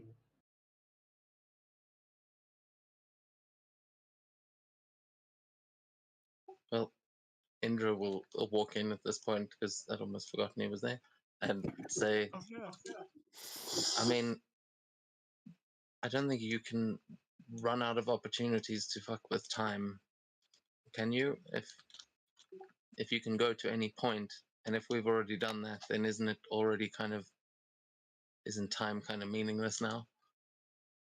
Isn't life kind of meaningless then? Well, no, I mean, we're still alive. It just doesn't really matter when. We're just merely puppets in someone's story that keeps jumping and changing everything. He looks up at the sky, and the DM feels like that was a shot.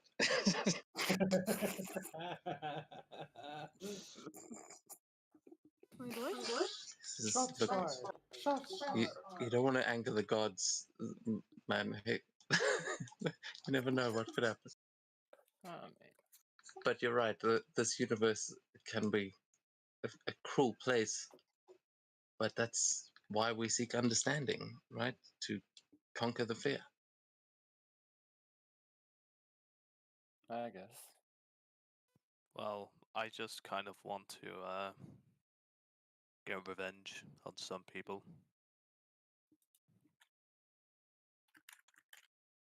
I mean, I suppose some paths are nobler than others.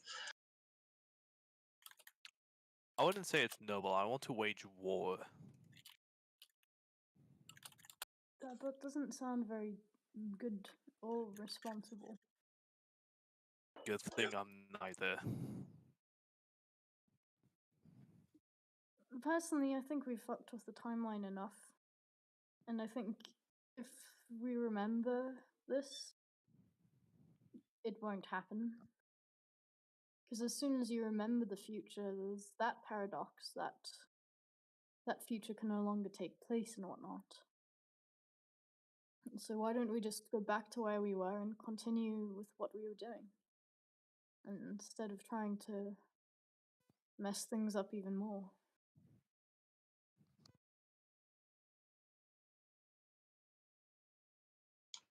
Z will say, "Hey, wait a second. If Jerry was killed, then shouldn't he be here? Or wouldn't he have come through here? Maybe we can find him again. I mean, right?" Or we Well, could just we go don't back know to if he was killed. He We could- might join us back in the current time. Or we can get ourselves killed trying to save him, which is. I just a bit look at why. Z and I just look at Z with the look of like, just please don't encourage this. No, you're right. Maybe he'll just be waiting for us when we get back. I could. Besides, nothing can kill Jerry. He is probably the strongest among us.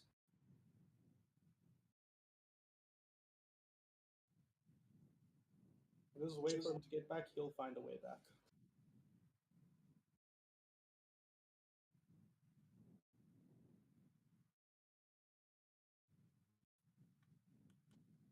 Okay. So are you guys at the moment?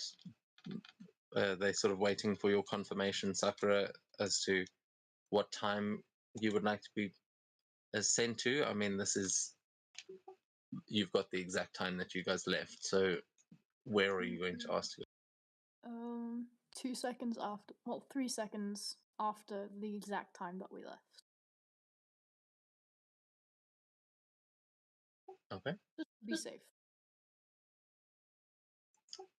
Is everyone cool with that?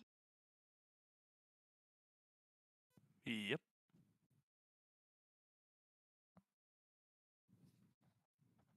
Okay. Well, he will hit the stamp again and then just gesture out as the doors slide open, and you will see a snowy road into a forest beyond, and in the distance it looks like the snow is falling hard, like there's a blizzard going on in the distance, and you can barely see past the first few lines of trees. Well, see you again sometime. And before you click on that button, I just realized I don't know where it actually sends you. I know it should go to the right place, but It sends you yeah, to if the you- place where you were meant to be. though I will ask you not to actually go through that doorway because I think with Foundry's current thing, a gateway could be bad. But Lulu will say goodbye to you all and just be very happy to have finally met you, but will assure you, Estrella, that it is not the last time you will see her. And yeah, Indra and Z will follow along, and you will all be able to walk out into the snow, into this forest, expecting a portal or something along the way. I would assume, but are you guys just going to keep walking into the forest? Indeed. Yep. Or Yes. stuck. Sophia just Here we go. thanks Lulu for her help before going.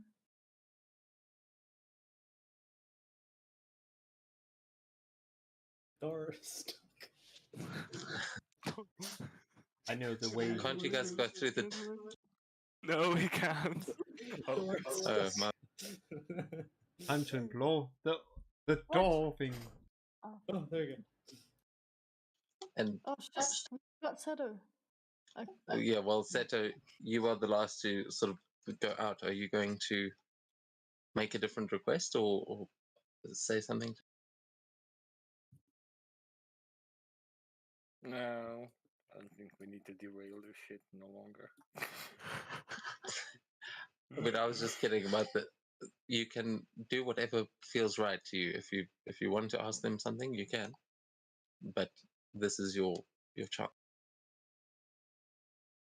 No, it's fine, it's fine. He wouldn't fuck with time. Okay. Then with that, you will all march off into the snow, and it feels like you are walking for a long time. As you eventually end up feeling lost in this blizzard as you continue, and we are going to cut back again to Jerry. As Jerry, you have begun the makings. It has been a little while now. I would like you to roll a d20 for me, please. Don't roll through the thing. Oh. Well, I How rolled a June was 16. lost. Okay. Jerry, it has been a full year and a half since you took flight with Tiamat and the others, and it has been a process building these forges and doing all of these things.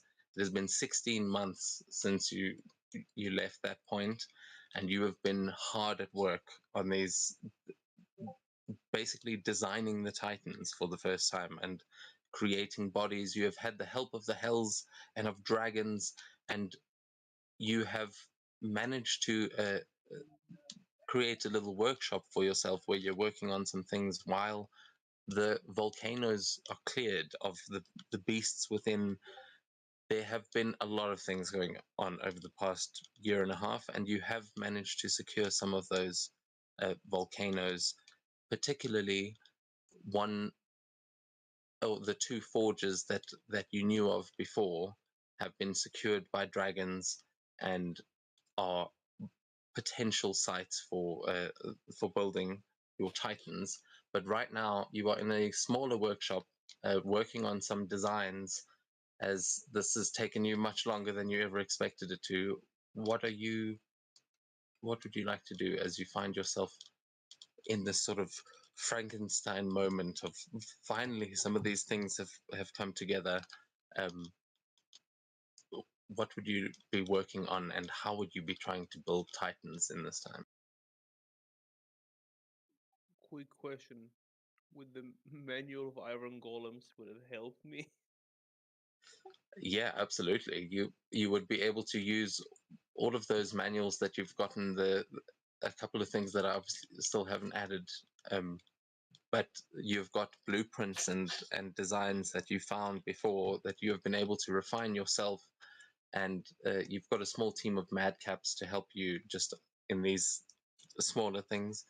But right now, that is one of your designs up there on the table that you've been testing out. But this is just a representative of like one day in the life as during these years that well during these many months that you've been working on it. So any sort of designs or the processes that you would be going through, you can describe for us.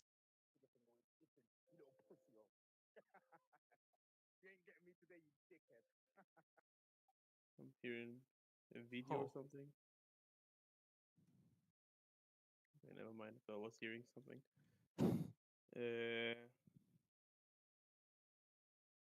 Well, I would try. Well, like I said earlier, probably use the manual to create this small version of the Titan, which is like a golem.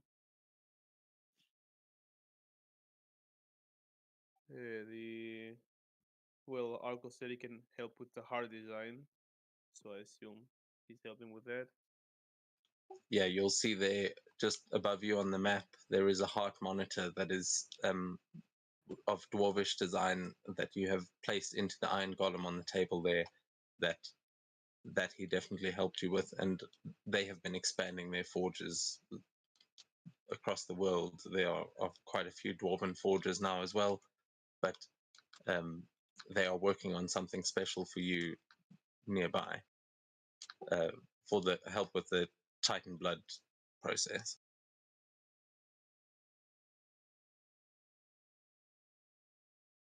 All right.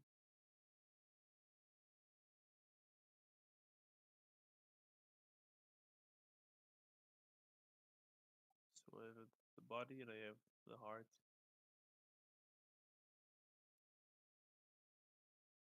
Can I? Yeah, so do you want to try and activate this one, this first one that you've made? Yeah. All right, I'll say you can just roll a straight d20 for me, and we'll see how well this goes. As okay, yeah, as you flick the switches, you will hear one of the madcaps scream as he gets electrocuted and shocked and thrown right off of the creature's shoulder. But the eyes will light up and there will be sparks of electricity as the creature surges to life for a moment, and then its eyes go dim and it falls back against the table. As the body seems to work, this one obviously is not big enough to have a pilot necessarily. Like you could control it like in the manual, but this is like more of an autonomous one. You know that this body would probably work, but the soul is still a problem. You still need to get that, and you are expecting to hear from Ekron again soon about progress on the peaches, because at this point, have you come up with any other possible solutions that you would like to try? One thing I can think of is using the soul inside of me to power it, but it can't possibly power an army. Yeah, so at the moment, the working theory is that if you could get your hands on the peaches, you could Replicate the soul. duplicate that soul. Yeah, but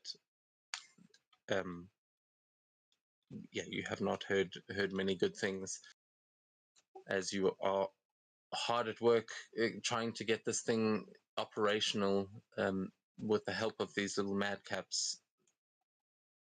This is taking a long time, and Jerry has been away from his people for a long time, from his friends. This has been a lot more than you thought you'd signed up for.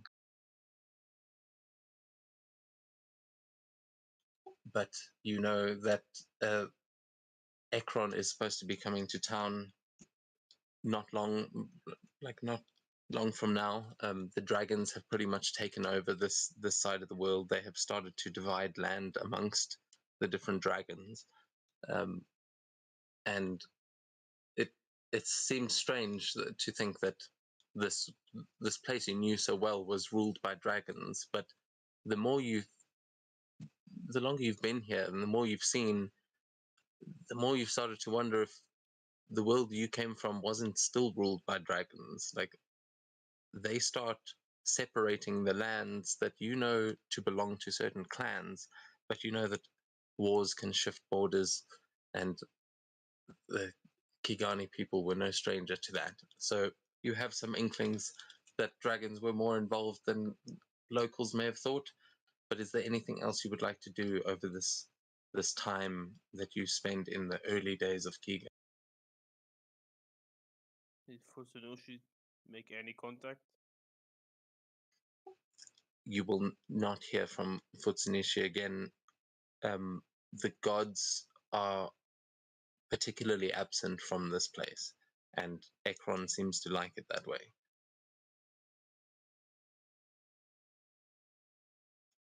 That is the one thing that is overwhelmingly missing from Kiga, is all the kami. Then just ask the spirit privacy side of me. Think this is going to work?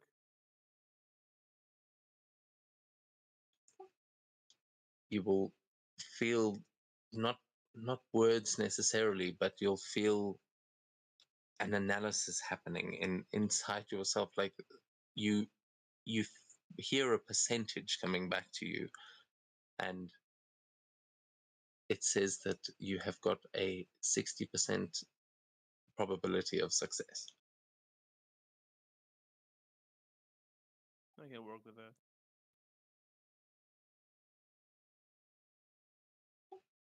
And then you feel another thing, and you feel it say, without a soul, probability is reduced to 0. And the soul that you looked for in Mount Kaugen, you will know was not there. But as you've been going through this, you do remember when you met that soul being told that that one in itself was a copy. So there is a part of you that believes that just if time works out the way that it should, that thing, you should be able to copy it. Like it happened before, it must have. That must be how it happened. But you won't know for sure until it actually does.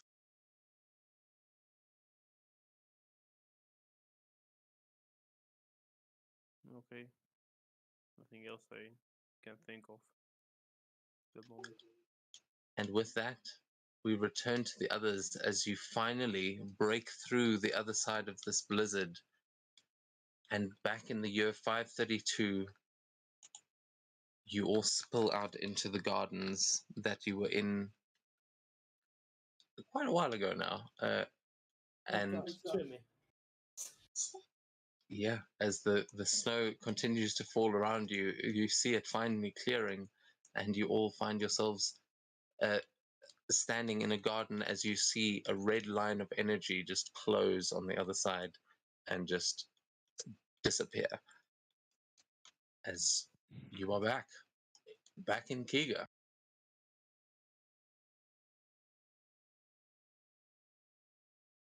Oh shit, did we encounter a past dream? Why are there two? That's what I was saying. Oh, because Okay. June actually clicked the button and went through the portal. Okay.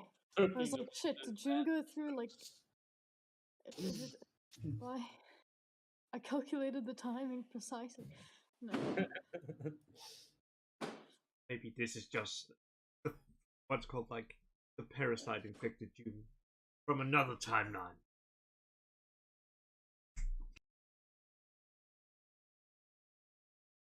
It is Yeah. good to be back in our time. Yeah, down a man, unfortunately, but you are actually back in Kiga and back in Taton at the Crane Clan Castle. Elias, as you finally step your way back in here, you will notice someone approaching the castle as you are That's a familiar making face. sense of your surroundings.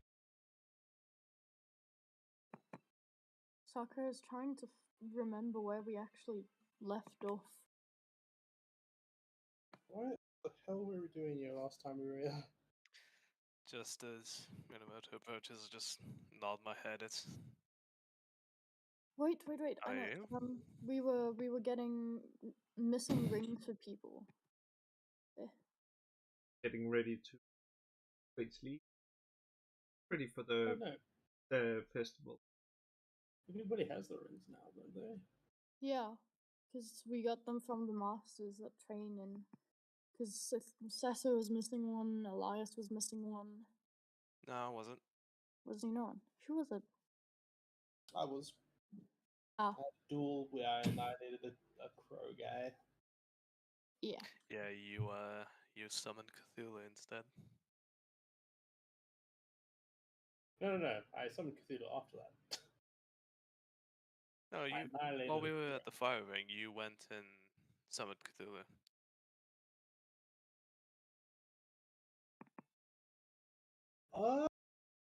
Oh, yeah, Yeah. I remember. Okay, yeah, I remember now. That's a little bit further back than I thought. Yeah. Have we got all our rings? Yes, everyone has their rings at this Okay. point. You were just having a portrait painted before you headed out of Taton. Basically, it was like your last day. I think maybe some people had some stuff to do at the blacksmith, but you were getting ready to actually leave for the festival. However, you will all notice as you're all trying to like remember what the fuck was going on, Neji walking up to Elias and seeing him and looking very confused. And he still looks quite beaten up, like he just got here, and he says, "Oh, was not expecting to find you here already. Elias, son, good to see you again." As is with you.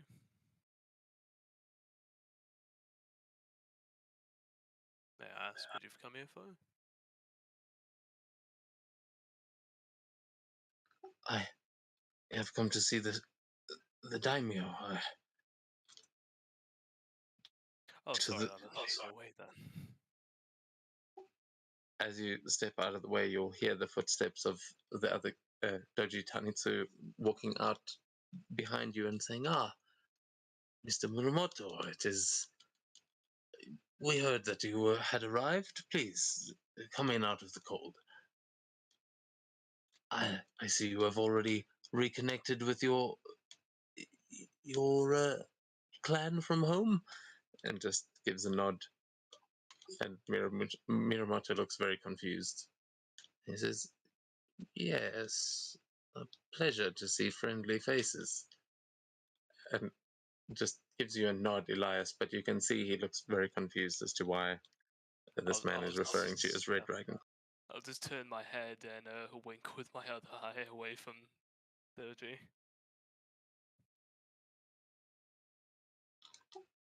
Well, Doji-sama, I'm sure you will forgive my rudeness. I must get a message to the Shogun as soon as possible. Is your... Well, and he looks up at the snow and says, "I take it your daimyo is in?" And he says, "Yes, please follow me." Opening the door and leading him inside. You guys see this interaction, see them going into the castle. What would you like to do?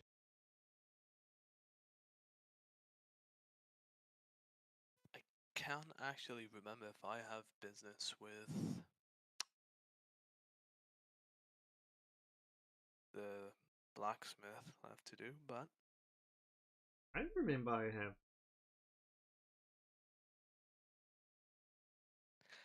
this is too enticing an opportunity to take up.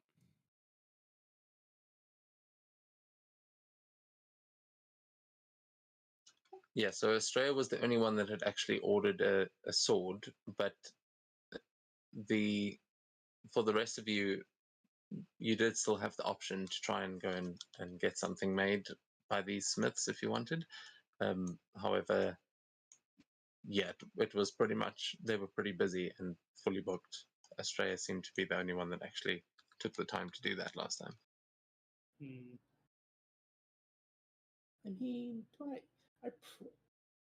I might have my own way of getting a sword, so I'll see how that goes. I'm gonna turn your tentacle. No,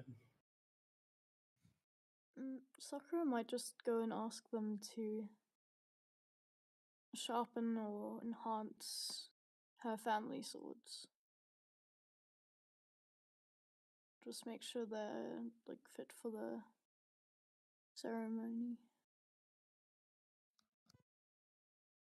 Yeah, you'd easily be able to do that.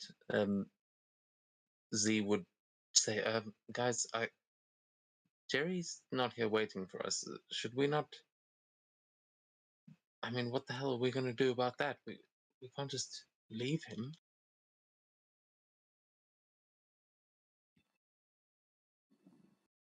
Well, there's not really much we can do, can we? I don't know. You're the time wizard. I'm not an experienced time wizard. I can't time travel yet.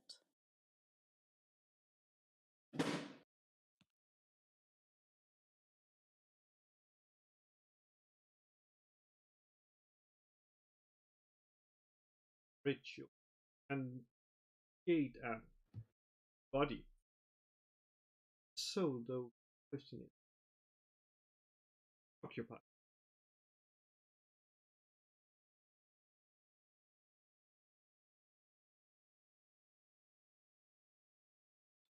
She just looks sort of defeated, and I really hoped we'd see him here.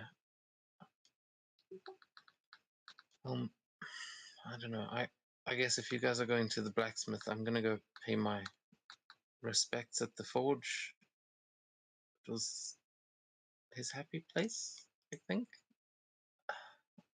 And she just looks very solemn about having lost Jerry.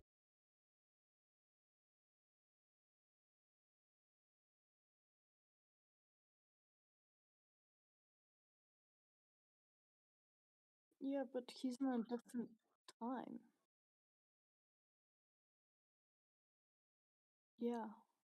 Pretty sure that was a huge battle between Titans and giant fuck off dragons that I saw in the portal. I can't.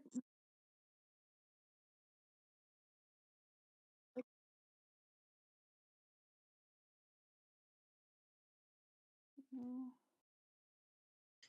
Anyone can give me an Arcana check if you want to try and figure out the answer to Seto's question there, including you, Set.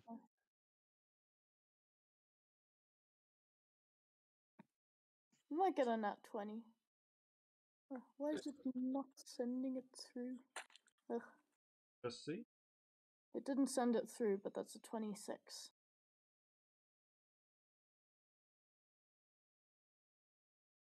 Okay, yeah, you would know that the spell that she was trying to cast was definitely a similar thing that you were doing, and that in that place that you were, it seemed easy to open gates through time, but that seemed very much like an aspect of being in the void where you were. Like that's why that tree, they were able to open all those portals within that space. It's like that was a nexus point in time that they could create bridges from. And you're pretty sure Jerry jumped backwards, but I mean, if he's not here right now, then he clearly hasn't found another route. She'll explain that.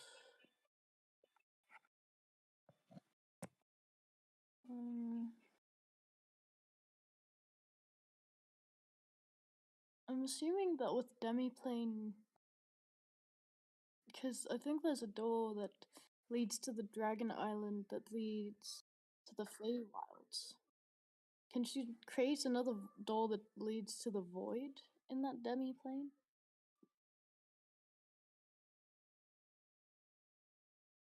Yeah, I mean the void is a little bit of a tricky place to create a portal into, because it's not necessarily a place, it's rather the space between all things. So it is like, you know, that you've been through places that look like space, you know that the heavens were clearly a gateway there. So the way you just came through may be a potential way back, but to go across the river Styx, that's how you would need to get there. So that is the river of time as much as it is the river of souls.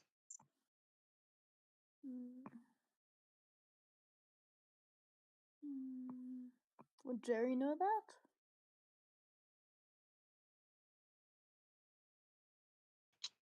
Yeah, I mean, sort of. That's what you were going through, but from his perspective, it doesn't seem like traveling along the river through time is a thing that is easily done. That seems to be the sort of chronergy magic that you are proficient with. That's your skill set. Otherwise, Ekron could just sail them back, but I mean, you obviously don't know what's going on there, but he's not back here right now, so he clearly hasn't figured out how to get to this place in time. Otherwise, surely he would be waiting for you, unless he is just like maybe he's inside. Well, Sakura says that, well, explains to the party that Ekron would know how to get back, and there are ways for him to get back. But perhaps he just doesn't want to. Perhaps he's busy with something and. You know?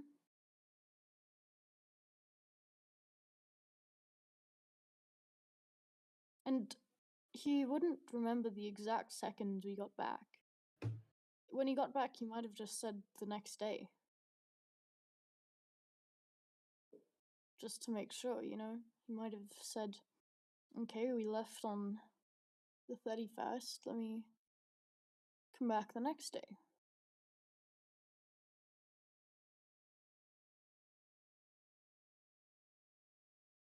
There's a lot of possibilities, but we can't know because there's not really any way to know what's going on. He made that decision to go through that portal, and after that, it's out of our hands. We can't help him if we're not there.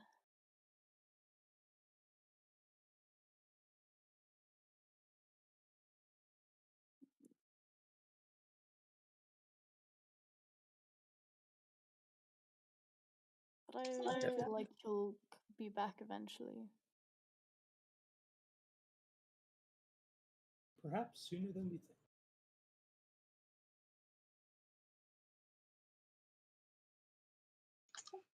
Meanwhile, Elias, are you having a sneaky eavesdrop over there? Yes. All right, you can roll for me a stealth check, as this is, I mean, you know, a true ninja knows how to walk across floorboards like this. Oh my god, your roll. What did roll? What did you bribe the dice gods with? Where did I roll get? Well, I mean, when I joined with 3 other people. They aren't here anymore. What can I say? So that's what happened to Gromot. I understand now. So yeah, as you are standing there, you this is the perfect environment for this kind of stealth, and you are comfortable here. There's no metal screens anywhere. You kind of miss your guns, but there's no cameras watching you. You are able to just sneak up along these paper walls, and you overhear inside Neji speaking to the daimyo and saying, I will take these dragons home with me through the teleportation circle this afternoon, with your permission, of course. And he says, Nonsense, Mirumoto-san. You think the crane can't deliver a message? Rest here. Let my birds carry your words to the Shogun. Your friends here are already my guests. I see no reason you shouldn't join them, at least until you are in fighting condition again. Come, join us at the Spring Festival, and you can rejoin your family there. Lady Sumihime would surely appreciate a high-ranking envoy such as yourself. And you can just hear the frustration in Mirumoto's voice as he responds, saying, You are too kind, Lord Doji. How could I refuse? Good, then relax. Have some sake. Later I will show you some of the blades our smiths have been making for the ceremony. I am sure Mirumoto would appreciate their craftsmanship. Yes, Lord Doji, I would be honored. Thank you. He bows He gathers his swords and he stands to his feet, then bows again before turning to leave. And as he walks out, that is when he sees you, Elias, as he just gives a nod to you, but he does look a bit annoyed with what has just happened. Can I see if it's... Can I roll an insight check? See if it's just... He's just annoyed? Or is he also kind of like worried? Concerned? Yeah, you can make an insight check. I swear to God, if this is a nat 20, It's you need to not. share your hack. Nat 20. Add one. He's Oh, been blessed by Mr. Fishman. I try to... It's not rolling. Yeah, it's lagging for me as well. Oh no. Guess you Um, auto failed. Oh no. Oh no.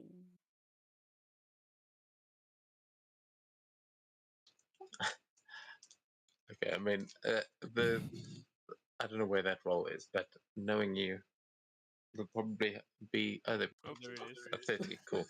So good timing. So you would know that he does definitely look worried. He looks like he wants to get a message to the Shogun, and that doing this is going to slow that. He doesn't entirely trust the Crane's messaging system, but they are supposedly the best in Kiga. So he's like, he's doing the thing he should, but not the thing he wants to do. And you did overhear him saying that he would take, when he mentioned the dragons he would take home, he was referring to you and your party, that he wanted to take you guys back with him to the Dragon Clan through the portal this afternoon. So yeah, you've got a few things that you would pick up.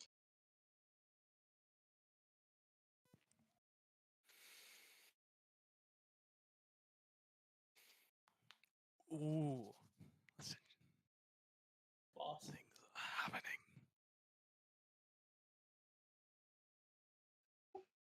What?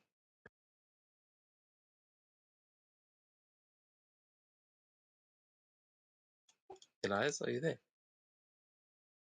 Elias? Okay, just about like that. Oh, sorry. Are you back?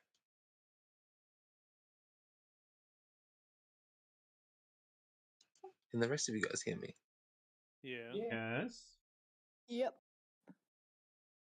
Okay, it seems like Elias is having a problem, but we'll get back to him.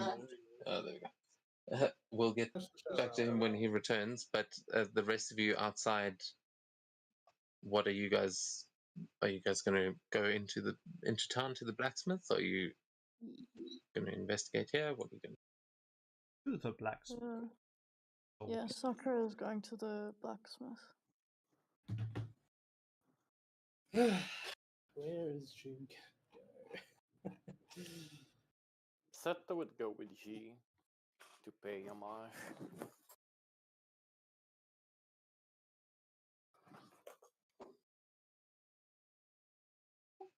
Are you back with us? Hello? Elias! Elias! He's gone. Hopefully he'll join us soon. As you guys start heading into the city, as you are leaving the castle, you will notice someone walking up the road, approaching you, and yeah, I mean, you guys can move yourselves, but you will see he is walking towards the castle, and when he sees you, he'll say, I have news from the forge. Oh, we think we found something. There was something hidden within.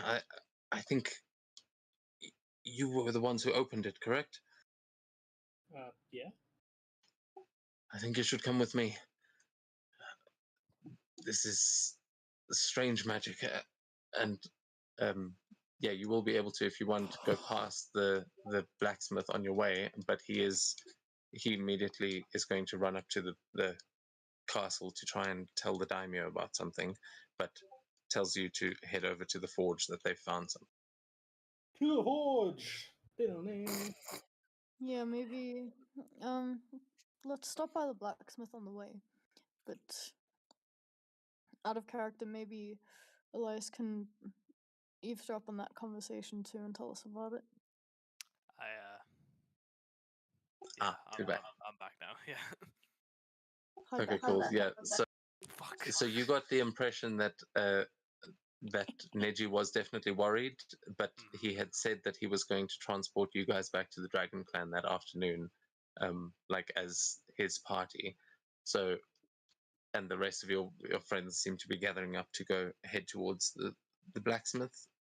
What were you going to do there, Eli?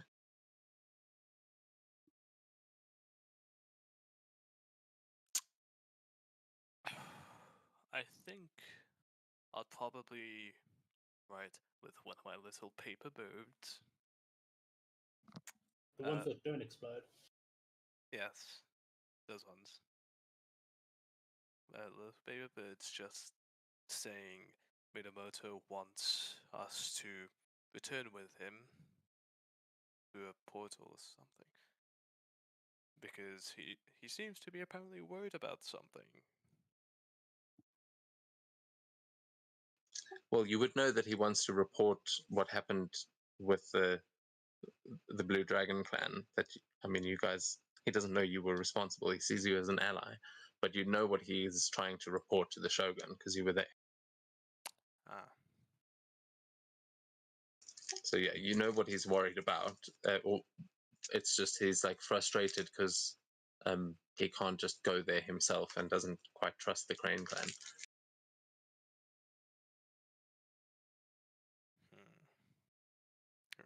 Well, then yeah, I'll just write it down that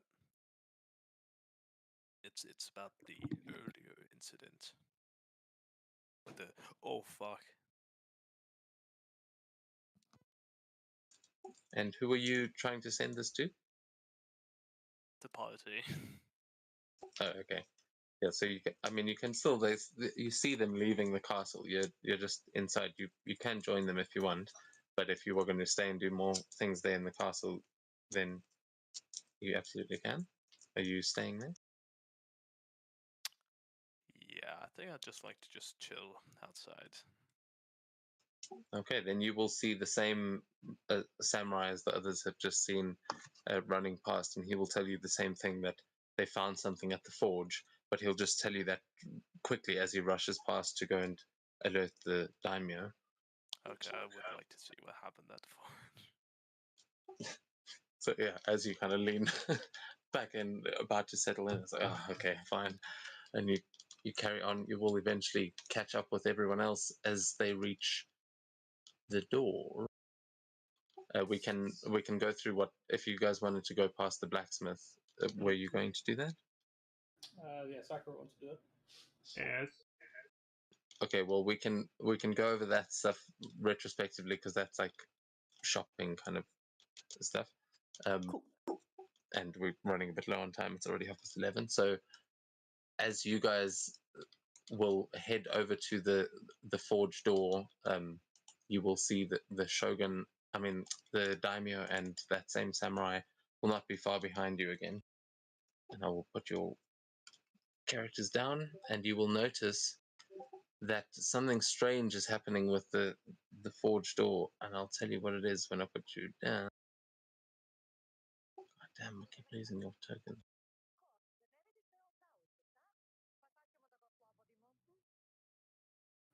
What? Croatian.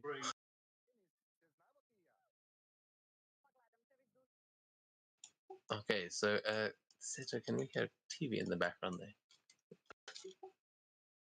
Or you're just muttering to yourself very quietly. With a feminine voice. Come on, man. Yeah. He's just training his voice acting. We could can hear a hear TV whatever in the it is. background. No worries. You guys all arrive at the forge, and you see this glowing blue light coming from inside. As you notice, there is Titan blood flowing through the channels of this forge, and there is no longer lava all over the place. The pools at the end, they seem they seem to have calmed and have gone back to this water. In fact, the water seems full of life that you would have imagined burned away in the lava, but it is full of lily pads, and it seems like there is something has been activated within the forge. And you'll see the daimyo wasting no time, just rushing down there as the samurai surround it, and they all just get ready for something else to emerge from it, as you guys have all just arrived here to see this with them. What are you guys going to do? Yeah.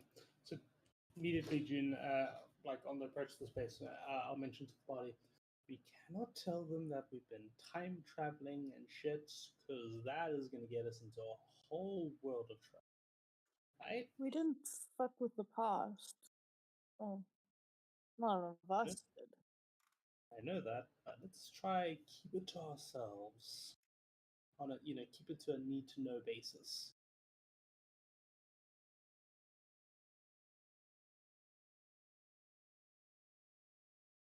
But beyond that, I think Jerry has something to do with this. Agreed. And as you all approach the forge, we are going to go back to old Jerry. On the day that you finally hear word from Ekron, there is a meeting to be held in one of your fancy new forges that has been kicking off pretty well, actually. You've had to defend it a number of times. There have been dragons, there have been giants and primordials that have gotten in your way a little, but we now join you and the rest of you from... Oh, come on.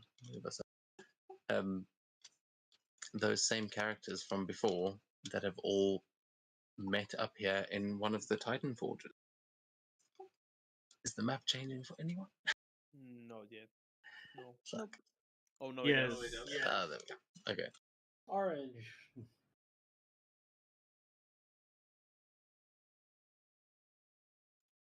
Who got left on the castle map?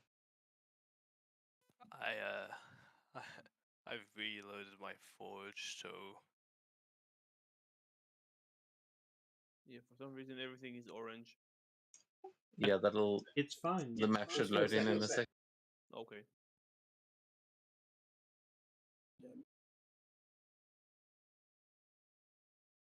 Damn, looks like we're in a summoning circle. Okay, there we go. Okay, so Elias, hopefully you can join us as well in a minute, but you will... A couple more months have passed since your early trials and experiments, Jerry, and the rest of the group has finally arrived. Everyone's work has come together to build this place that you are in now, but this is one of your custom-made Titan forges that you know at this point like the back of your hand. You have had a lot of experience in the past 2 years basically that you have been here, and there's been a lot of help, but you have perfected the art of creating Titans by this point. All you need, you understand how to make those bodies. You have gone through so many designs and iterations, but the one thing that you've been missing is that soul component. And today you have been delivered an entire bag of these peaches that...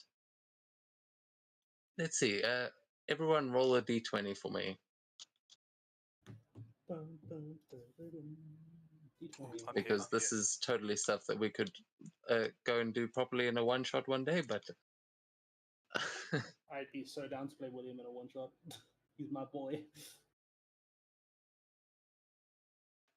Okay, so there was a combined effort of King Guck, Jimmy the Fish, and Zeus was helping you out at that point. There was a point, Guck, where you and your buddy Zeus made a plot to steal some of the peaches of heaven that, as they are now known, and Zeus helped smuggle the two of you into the heavens, where you stole a bunch of these peaches and escaped with your lives after many many close calls, and you made it back to the material planes, where you have finally delivered these soul-splitting peaches to the group, and you have all gathered around here now to decide and to finally complete your contract to Ekron and create these titans for the war that is still going and is still raging, especially in Eroas. It is currently the year 0, essentially, before the year of champions. Not even going to confuse you guys with the era before, but you are right at the beginning of EC. What would you all be doing as you've met up and you have the peaches? Can I get shifted on the map? Right. Thank you.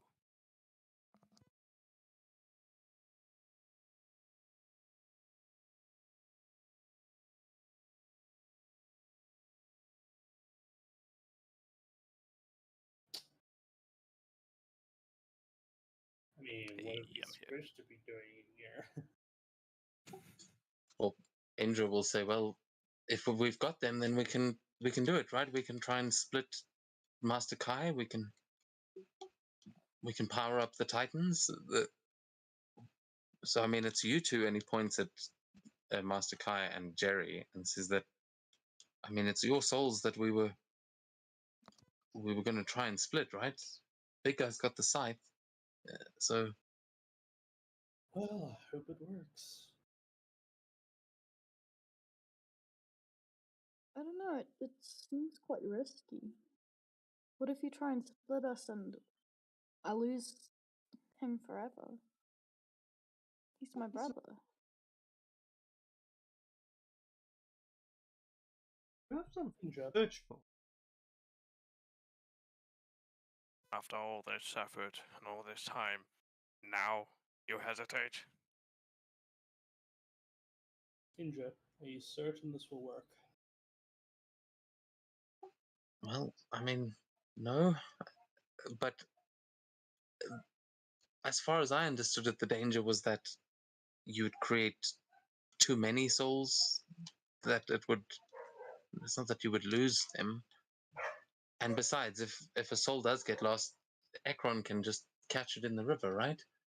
And Ekron will nod and sort of shrug, as though that, yeah, if the soul were to die, he would immediately gain access to it. So it doesn't seem like the biggest danger. But this is also the magic that Lorifax has been using, so it's up to you guys if you want to take that step. I will take that step. I mean, I will. But I don't know how probably it will works regardless. exactly, but I will. okay, yeah. They do. They take the chance. I don't want to split it. I want to duplicate it. I don't really have a way to control it, but it's worth a shot. Do it. Arkoth will say, there is one other thing.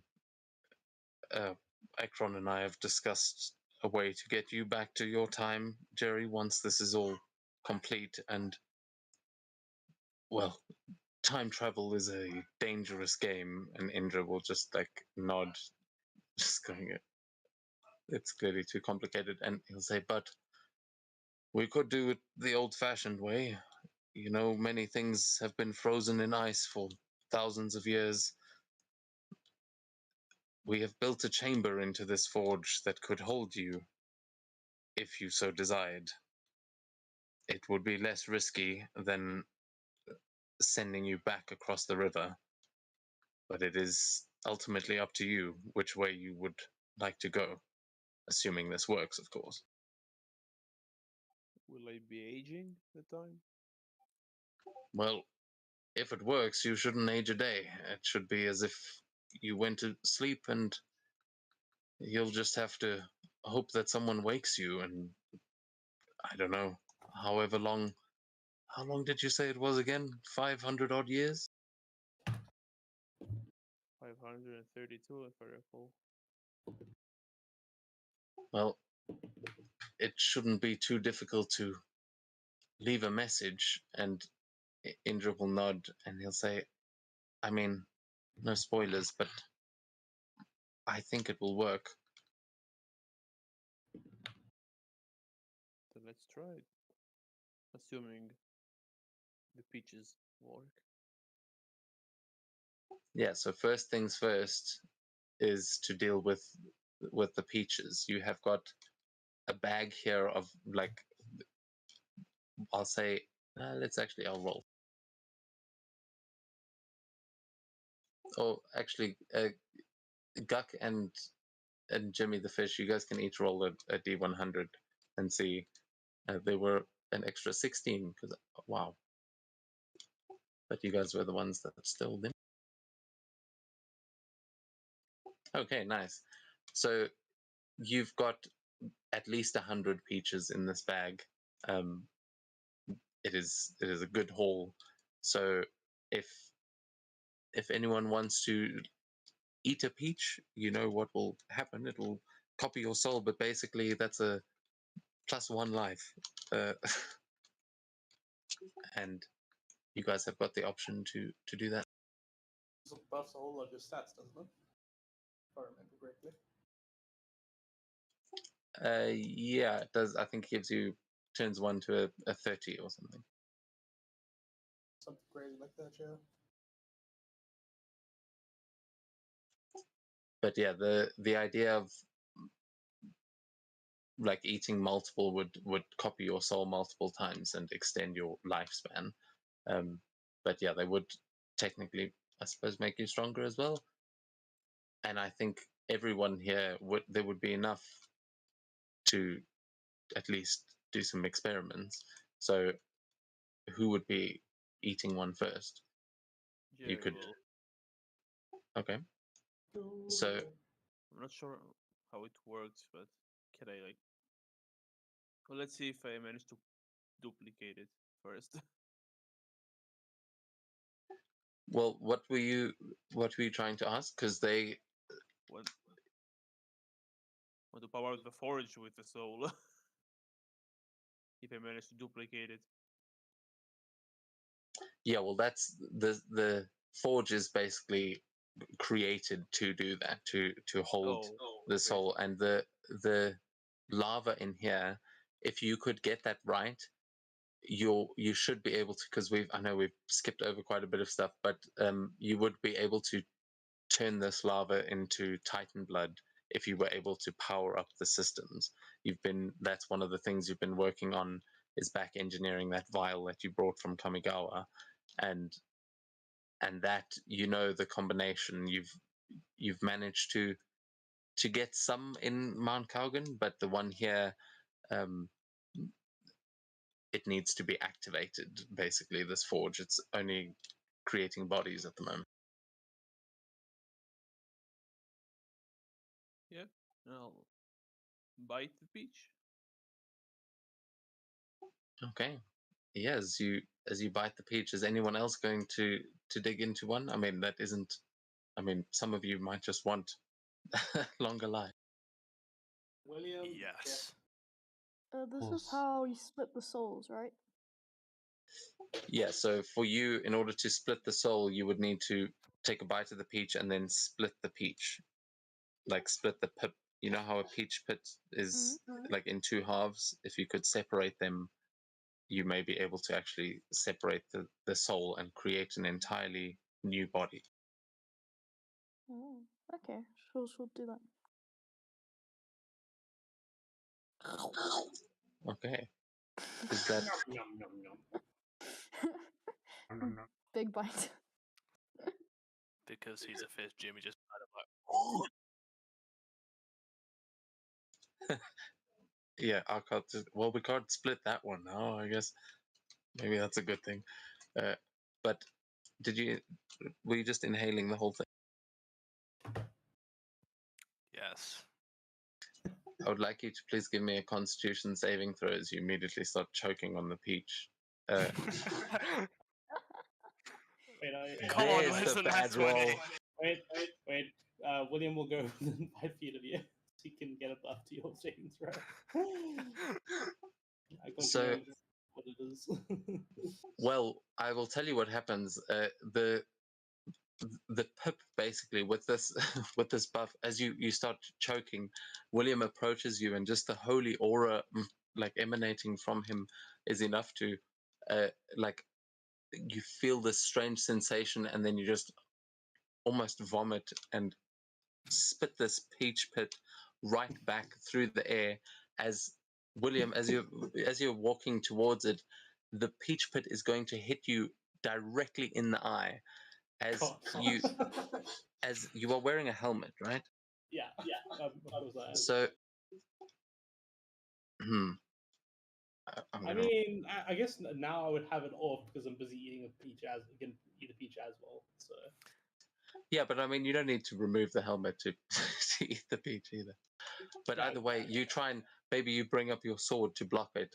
But as you like see this peach pit coming towards you, you are going to instinctively try and deflect it, but it does hit you in the eye, and you feel this horrible pain surge through your head like you've just been impaled, and then the rest of you will see half a peach pit fall to the floor, and as William just you have a half a peach pit embedded in your eye, and nothing seems to happen, but it hurts like a motherfucker. I'd say you take at least 15 points of piercing damage, but what are you going to do about it? Hang on. God. fucking How does a fish choke? I have gills. Maybe that's where the pip shot out of. But it got lodged, and you won't. You are feeling fine now, though. You've realized that I could have just used my gills, and as William removes this pit from his eye, that holy aura from you is going to immediately just naturally start to try like knitting it closed, as you are want to do with like lay on hands and that kind of thing. But you will feel there is this strange sensation in there, and you're sure you got some like fish spit in there or something.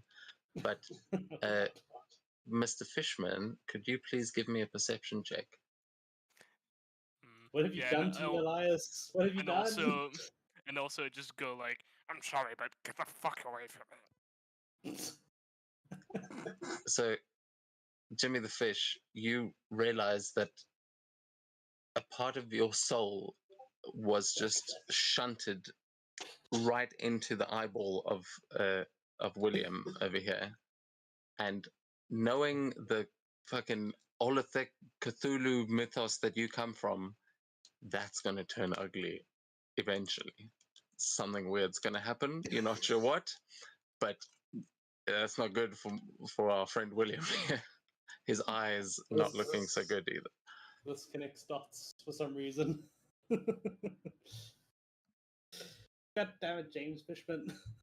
So now William is going to be a apt worshipper of Dagon. Oh. Yeah, the dots that just connected. I can't believe you walked up to. That's too good. As everyone else feels the boons of these peaches start to take effect, and William, your eye will actually heal because of the peaches, but it will have these like purplish veins running through it, like it looks like you've burst some horrible eldritch blood vessel in your eye. But who knows what'll happen with that? Maybe a vision somewhere in the future. Who knows? This is not the kind of experimenting Jimmy wanted to try out. God damn it. Meme.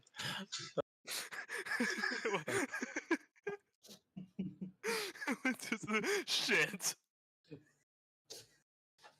So at this point, Jerry, you will feel the sensation of this peach coming in, and one of your scores will permanently be increased to 30. As that's the only benefit I'm going to say it is now, because I can't remember what it was last time. But one of your scores will increase to 30, and you will feel this like sickening sensation inside, as though the peach wasn't agreeing with you. But you will also feel like ones and zeros running through your head, as though something is happening to that spirit inside you. And the facility that you are in is designed to be able to like move those into a titan. So what would you like to try and do to actually to try and do that? It feels like the soul doubling is happening. What are you going to I guess to power the facility somehow. So now you know what this thing in the middle is for. Yeah, I was about I don't know, like Yeah, grab so it that is you will see you are able to, that egg should hold the soul, and the spike sort of on the end is where it's like where it would draw it from. So I mean, you can flavor it however you like, but you can use anything in this facility to kind of try and achieve that goal. But yeah, you can try and activate the forge. There is also up at the top there are a few more controls and things that you could use, but this is the place to actually house the soul. Yeah, I'll go for the egg. Like pierce my non-prosthetic arm at the top. No.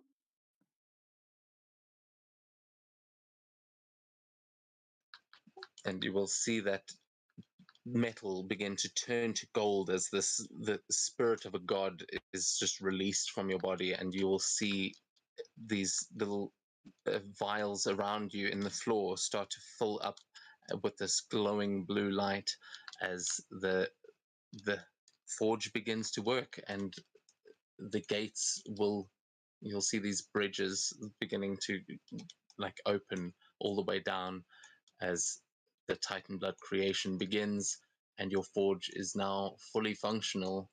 It seems to have worked. The duplication, at least you have spent a soul, and you are now able to put that into a Titan. So essentially I have to keep doing that for each Titan. Well, they don't it all have to be from you. You've now got a copy that you could make more copies from. So you could leave the devils to do their work here. You have essentially fulfilled your end of the bargain. The bodies are made.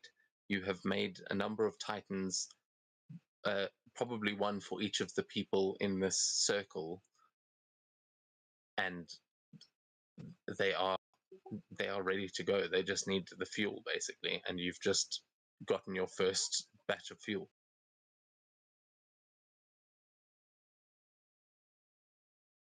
Okay. Like the methods you were using before, you might have, like with the iron golem, that you've gotten down now. Making an iron golem is like child's play for you at this point. It has been a long enough time, but there is still the option of splitting the soul, which is what Indra and Master Kai wanted to try and do.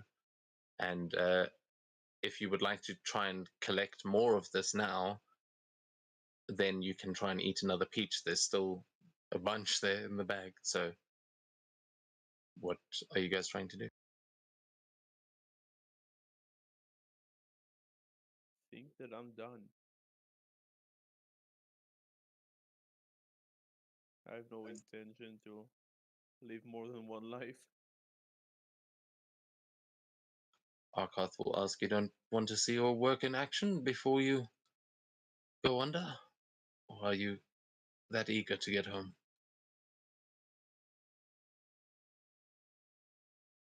I have more responsibilities. back in my time. It looks like the first time I entered this place, so it will work. And I hope that you just look around, manage to find whoever you're looking for, and finally finish it. Because in my time, you're still looking for it. With the army you have given us, Jerry, I'm sure we will accomplish so much more. And Ekron will give you a nod of respect as you see Janal is still here with you and looks at you very seriously after the news you've given him before, and he'll just give a nod of thanks again for the warning, as everyone around here seems like this is a big loss as well. Like, you've become a valuable member of this team as well, but there is still basically the matter of going into, if you want to go under and go into like a cryogenic state, you can use the egg in the middle of the console there, which Arkoth can help you do. But there is also still the matter of trying to split Master Kai's soul if they would like to try and do that. Yeah. Yeah, Yes, I will ask a question before I go into deep freeze. Like ask the entire table. When I first saw EO Ekron almost 2 years ago, some numbers were running front of my eyes. When I look at you, and when I look at Tiamat, it said evil. But when I look at Lorifax, it said good.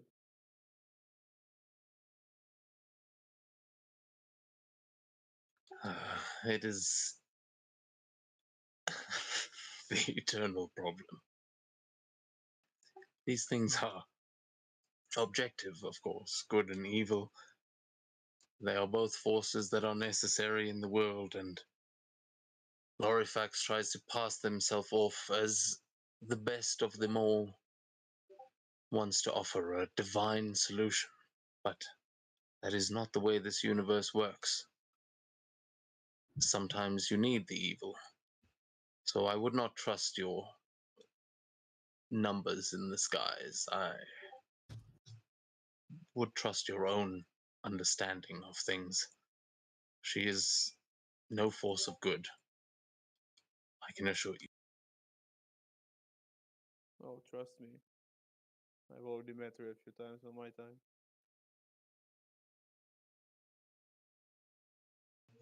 And you know as well as any of us. I'll kind of look around, see if the rest of the group has anything else to offer on this. I mean, you have all been fighting for the Hells as well. You may have grappled with this kind of morality yourselves.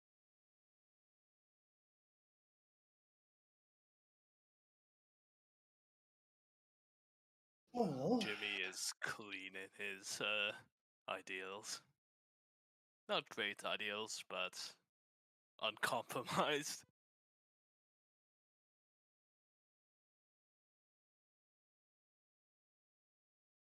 well, I follow the oath of vengeance. I fight the greater evil. Simple as that. There are greater evils than Ekron, my dear. To which Ekron would wholeheartedly nod and agree. This is to his point here. And in that case, I have way more to figure out than I thought.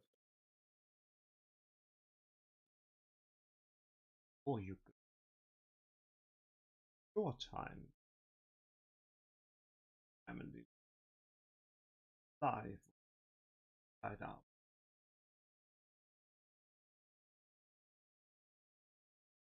I don't think it can ever die out at this point.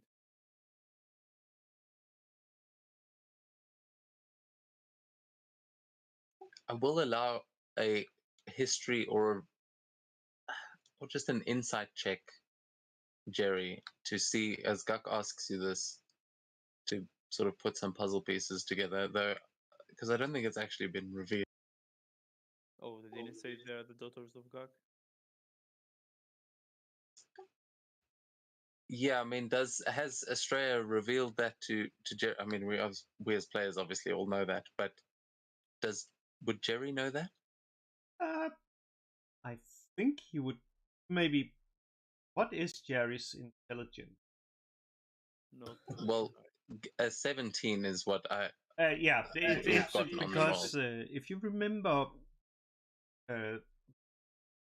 remember, the part with the storm one, what Estrella said after she came back was she was laughing, like that it says that daughter of goblins, something like that.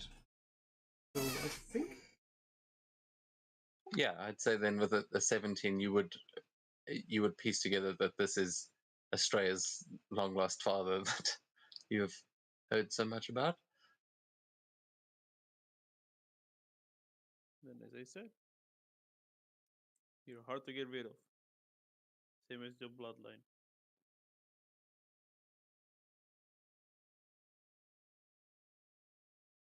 Please be fight story. Not a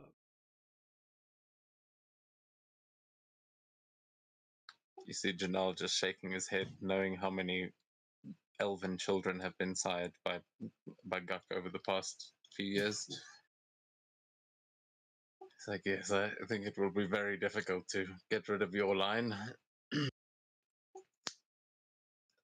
So are you ready to take the leap, Master Kai? This could be the last time we know you as Master Kai. She nods.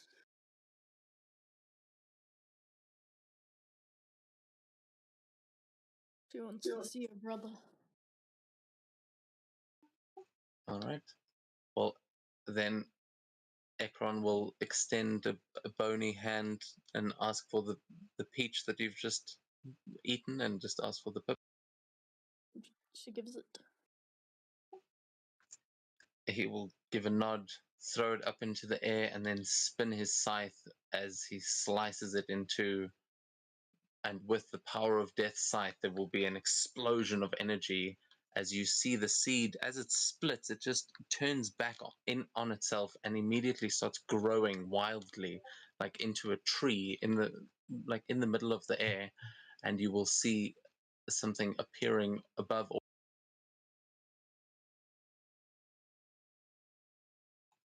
As a creature forms itself and just screams itself to life as a tree grows with pink blossoms all over it in the middle of this room. Seems like a tree ant as it catches itself on top of the mechanisms, and you will feel as this spirit is like being pulled out of you, Master Kai. You will feel your brother's presence once again, and god damn, I wish I could have called you dad for this one, but you will feel your soul begin to split as your body gets absorbed into the growth of this tree, and you will see two new bodies forming out of this energy as they come to life, and you see two elves fall out of the space where Master Kai was standing, as Master Kai is replaced with Lord Sasaki, and the other two disappear. Well, reappear rather. And Kai, you see your brother there, and Indra standing over them, going like, "Holy shit, it worked!" She goes up to Colin and hugs him and gives him his purple mushrooms. Yeah, he would just like look confused for a minute, and then like sort of ignoring the mushrooms, he would just grab you and embrace you, and he would just be like overjoyed and trying to figure out what the hell is going on, because he's barely been even watching this for most of this time. We'll walk over, take him by the hand, and lean down to him. It's great to have you back, old friend. Hey, we're not done hugging. Doing it while the hug was happening. Jesus Christ, I'm not interrupting your hug.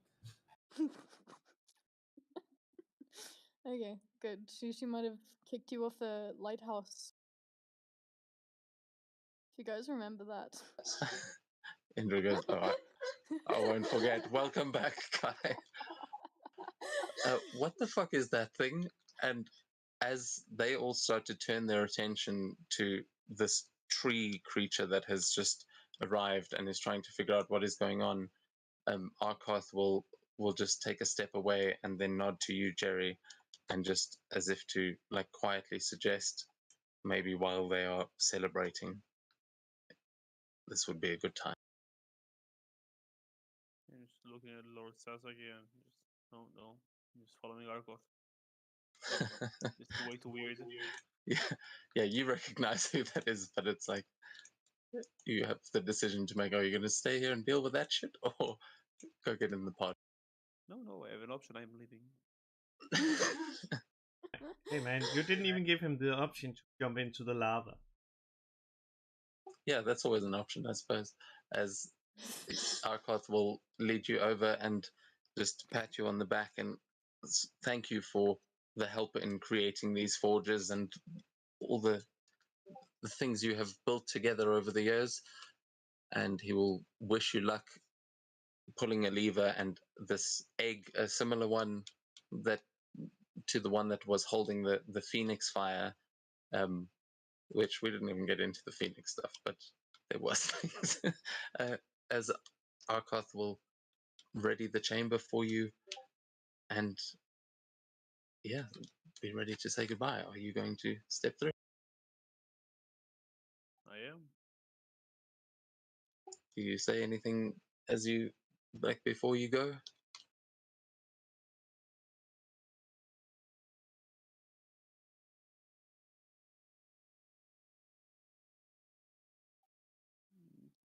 Finish the war properly this time. It shouldn't last you more than 532 years, right?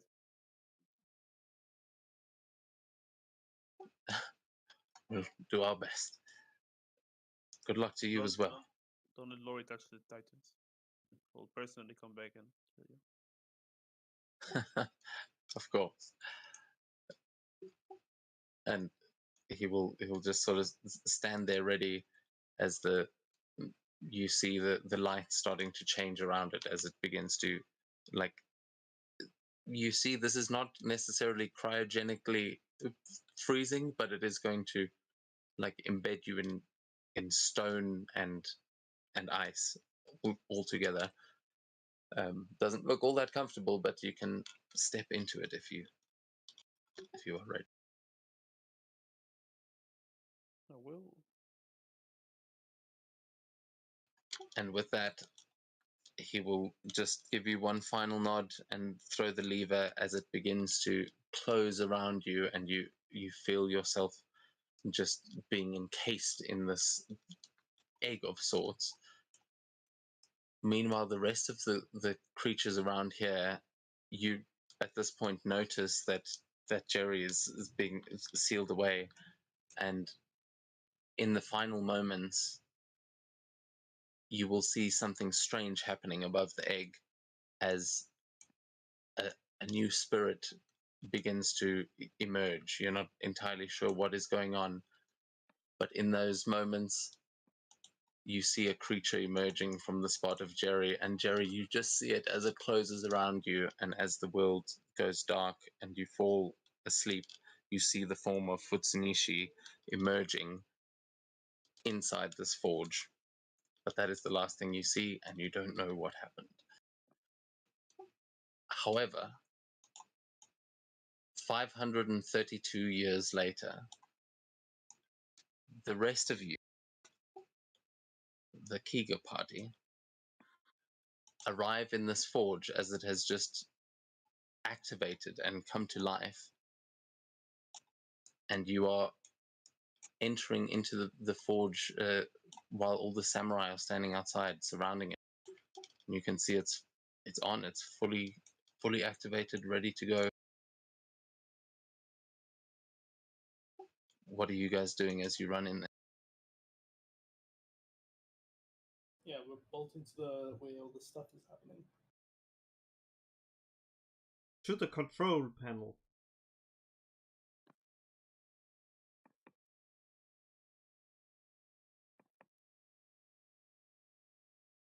I guess this giant glowing thing over here might be a good idea to look at. Yeah, what you see there is there is a new egg that has emerged that is sitting in there. You're not sure you remember seeing it the first time in here before, but there was also the table that mechanism seems to change its configuration. But what is sitting there now looks like an egg made of ice and rock that has begun to like melt, and there is this blue Titan blood type liquid that is flowing off of it and into the chambers below as the entire forge seems to have kicked back to life and is just churning and working. It looks like there's something inside the egg. What do you guys? June already Can I knows just exactly fireball- what is happening. Wait, what? Can I just fireball it? Get it to melt? Sounds like a good idea, right? No, that's Consi- not a good idea. Considering that what happened sounds- the last time we saw something that there came something of fire, down one of the potions fire resistant. You see Elias already up there in the safe spot. He's not fucking Yeah, around. exactly as I did last time I was here. I'll just take a few steps back. Just I sitting. say, June, if you don't want to be fireballed, I suggest you move.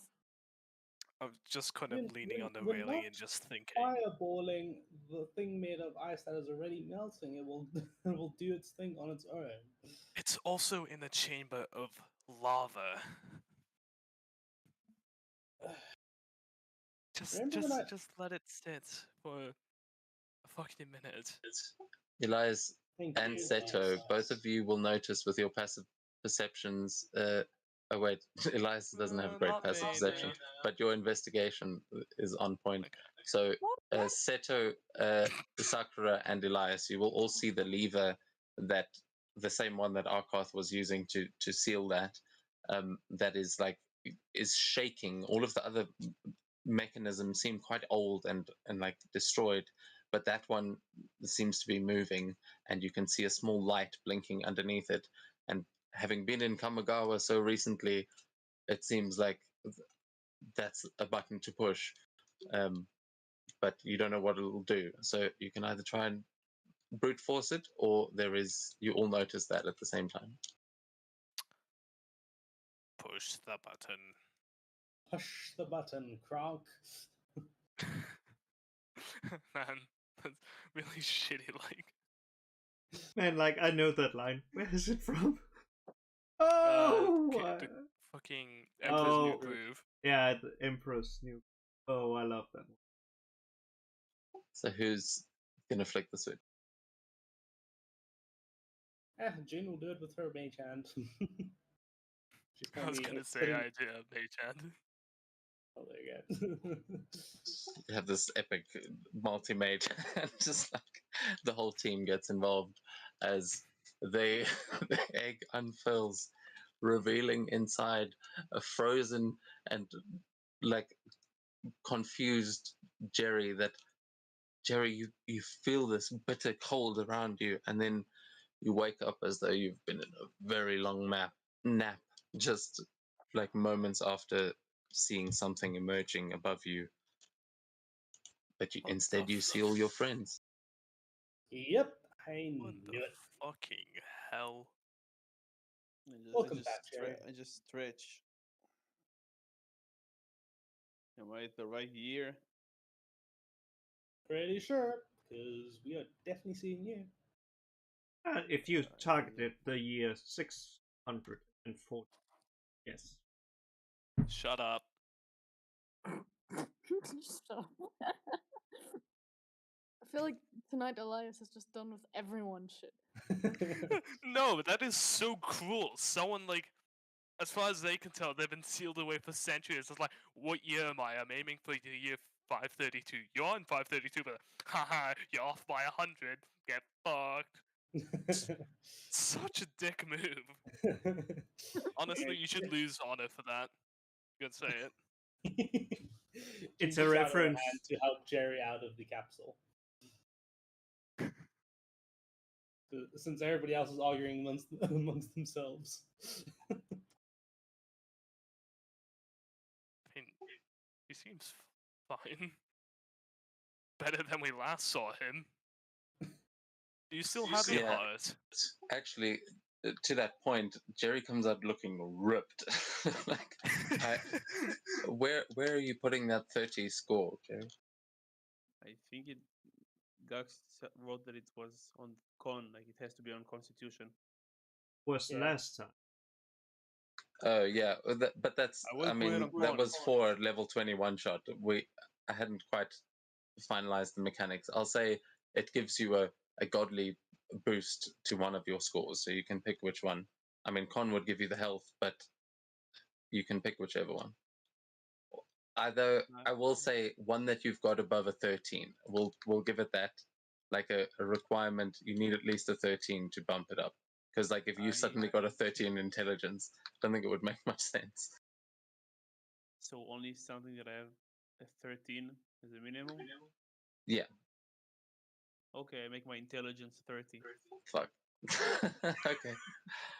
Needed the 14. So, if I remember Yeah. correctly, you make your Constitution 30, one skill 27, and then two other skills 25. If I remember that correctly. No, I'm intelligence. looking at Con- Oh, I'm just looking at intelligence Con's old character sheet.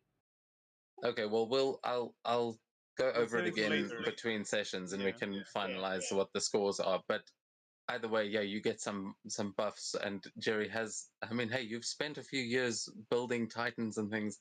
Might make sense that you've gotten smarter. But yeah, Jerry comes out looking definitely better than you left him, and heart intact. Just look around. Like the place. How damaged does it look? It looks exactly the way it was left after the fight with the Phoenix, and it doesn't seem like anything has changed. Like this is the exact time that you left, but I mean, there's not, other than the fact that this forge is activated and is running. It seems to be running smoothly. Okay. Okay, so there's also the issue of the Crane clan is very riled up again. So what are we going to say? They probably didn't even notice Jerry was gone in the first place. We've got Jerry right here, so we just leave and say for some reason the forge is on. Oh well. Just say I activated it. Yeah. So then we're dashing to the airship. Z will ask.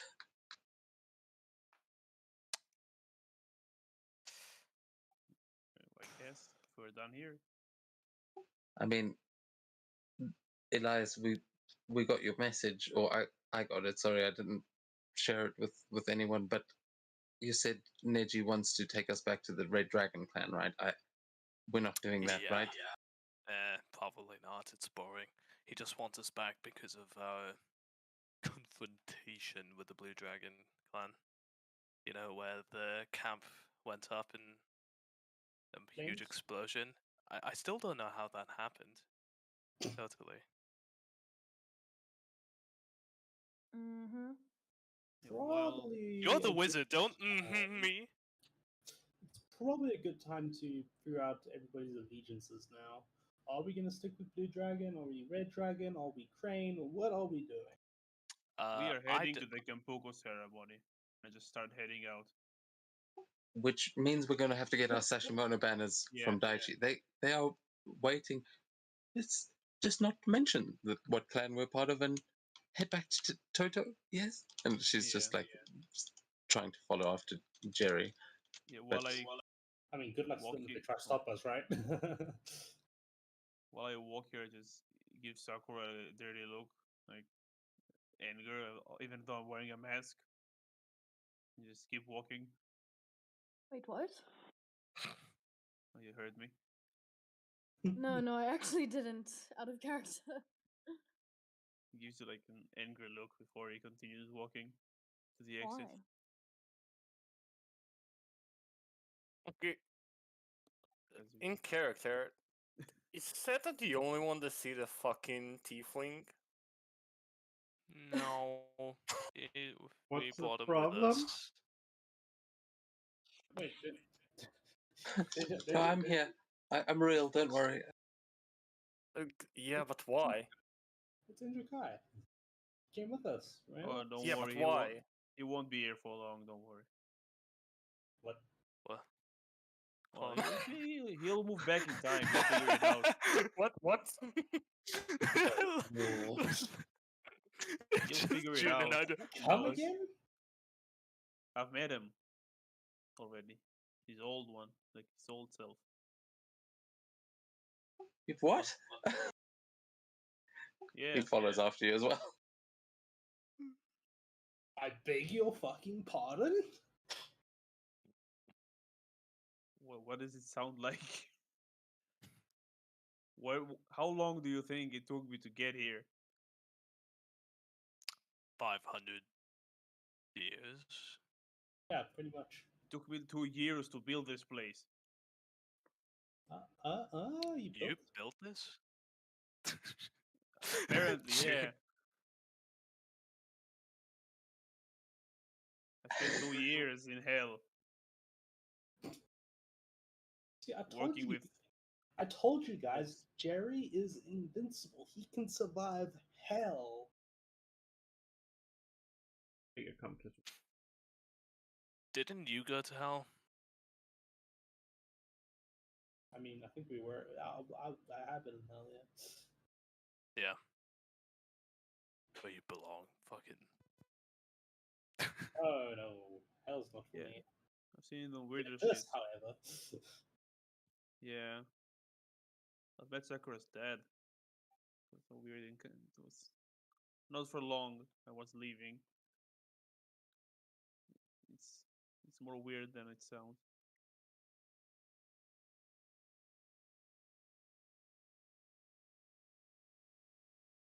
Wait, so Sakura's dad is in hell.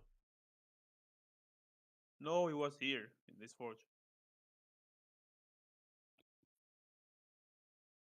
Sakura's father is Forge. No, he was. I don't know. It was one person, and then there were 3 people, and he was one of them. I don't know what's going on. Something with souls. Sauce? Oh shit. Wait, you separated the souls? And Indra starts to realize what the fuck you're talking about as you all make it to the entrance of the forge. I think that is where we're going to end tonight's session, and we will, yeah, get into it again next week. Thank you guys very much for that. I'm sorry if that was the most convoluted thing that we've ever done, but we're done with time travel. No, it I'm was going to great. be honest. Are we In though? this session, I am sad I didn't ask more questions from Jimmy the Fish. Because, oh my god, there's a lot of lore here. Now I have to ask because I don't think I experienced much of Jimmy the Fish. But who the hell is Jimmy Jimmy the Fish again? Oh, Jimmy the Fish, the first Jimmy the Fish was when you went to have your final confrontation with the Elder Minds and the Mind Flayers. When you first got there were 3 Kurotoa Right, I who remember like now. escorted you, yeah. And then there was one, there was 2, and then there was just Jimmy. He was just Jimmy. For some reason, I had like Kurotoa and linked it to your Kurotoa dude from the game that I DM'd for a while. And I was like, how did he end up that? No, I well, know. that is, you know, the naughty corner. That is, like, that was one of my favorite things that June was like, you threatened someone to go to the naughty corner because Boswell ended up seeing Eldritch June. Oh jeez. That's what I think June, you saw that, right? In a vision, you saw Boswell floating there and speaking to you. Yeah. Yeah. And what just blew my mind is that it was Jimmy the fish. he's what connected William to all the Eldritch eyes. And that's June's like entire like meta story just got introduced by Welcome, Jimmy the June. fish. Yeah. It's confusing as hell, convoluted, and just weird. Actually, I think you guys did leave Fred behind. Your Kuotoga. You guys kind of just went back with Callista and forgot about him. Yep, sorry, Fred. Fuck we, Fred. we had to do it again. Poor Fred. I still want to play Alicia again. She was a very fun character to play. Who? Also, Kate, weren't you controlling Fred in the You were. when Jimmy the fish was introduced? You had Fred. Oh yeah. There's Jimmy, Fred, and who else? Probably Steve or something. I wasn't too creative with the Kuoto. Yeah. When you make up like a whole name, I think his actual name was Bloople Loop Loobaloople. Oh And yeah. you guys No, were just like, because I remember right. you two. Full name Well, is two of the Kuotoa were named like something you'd expect fish people to be named, and then there's just Jimmy. That was the punchline. He just had like a human name, Jimmy. Yeah, there was Fred. There was. Oh, that's the only one I actually named. No, there was Steve. Steve, the best of them. There was Steve the Kuotoa, and then I think it was just Jimmy the fish was the other one. Yeah, it was only the three. Yeah, and I'm so sorry that I did not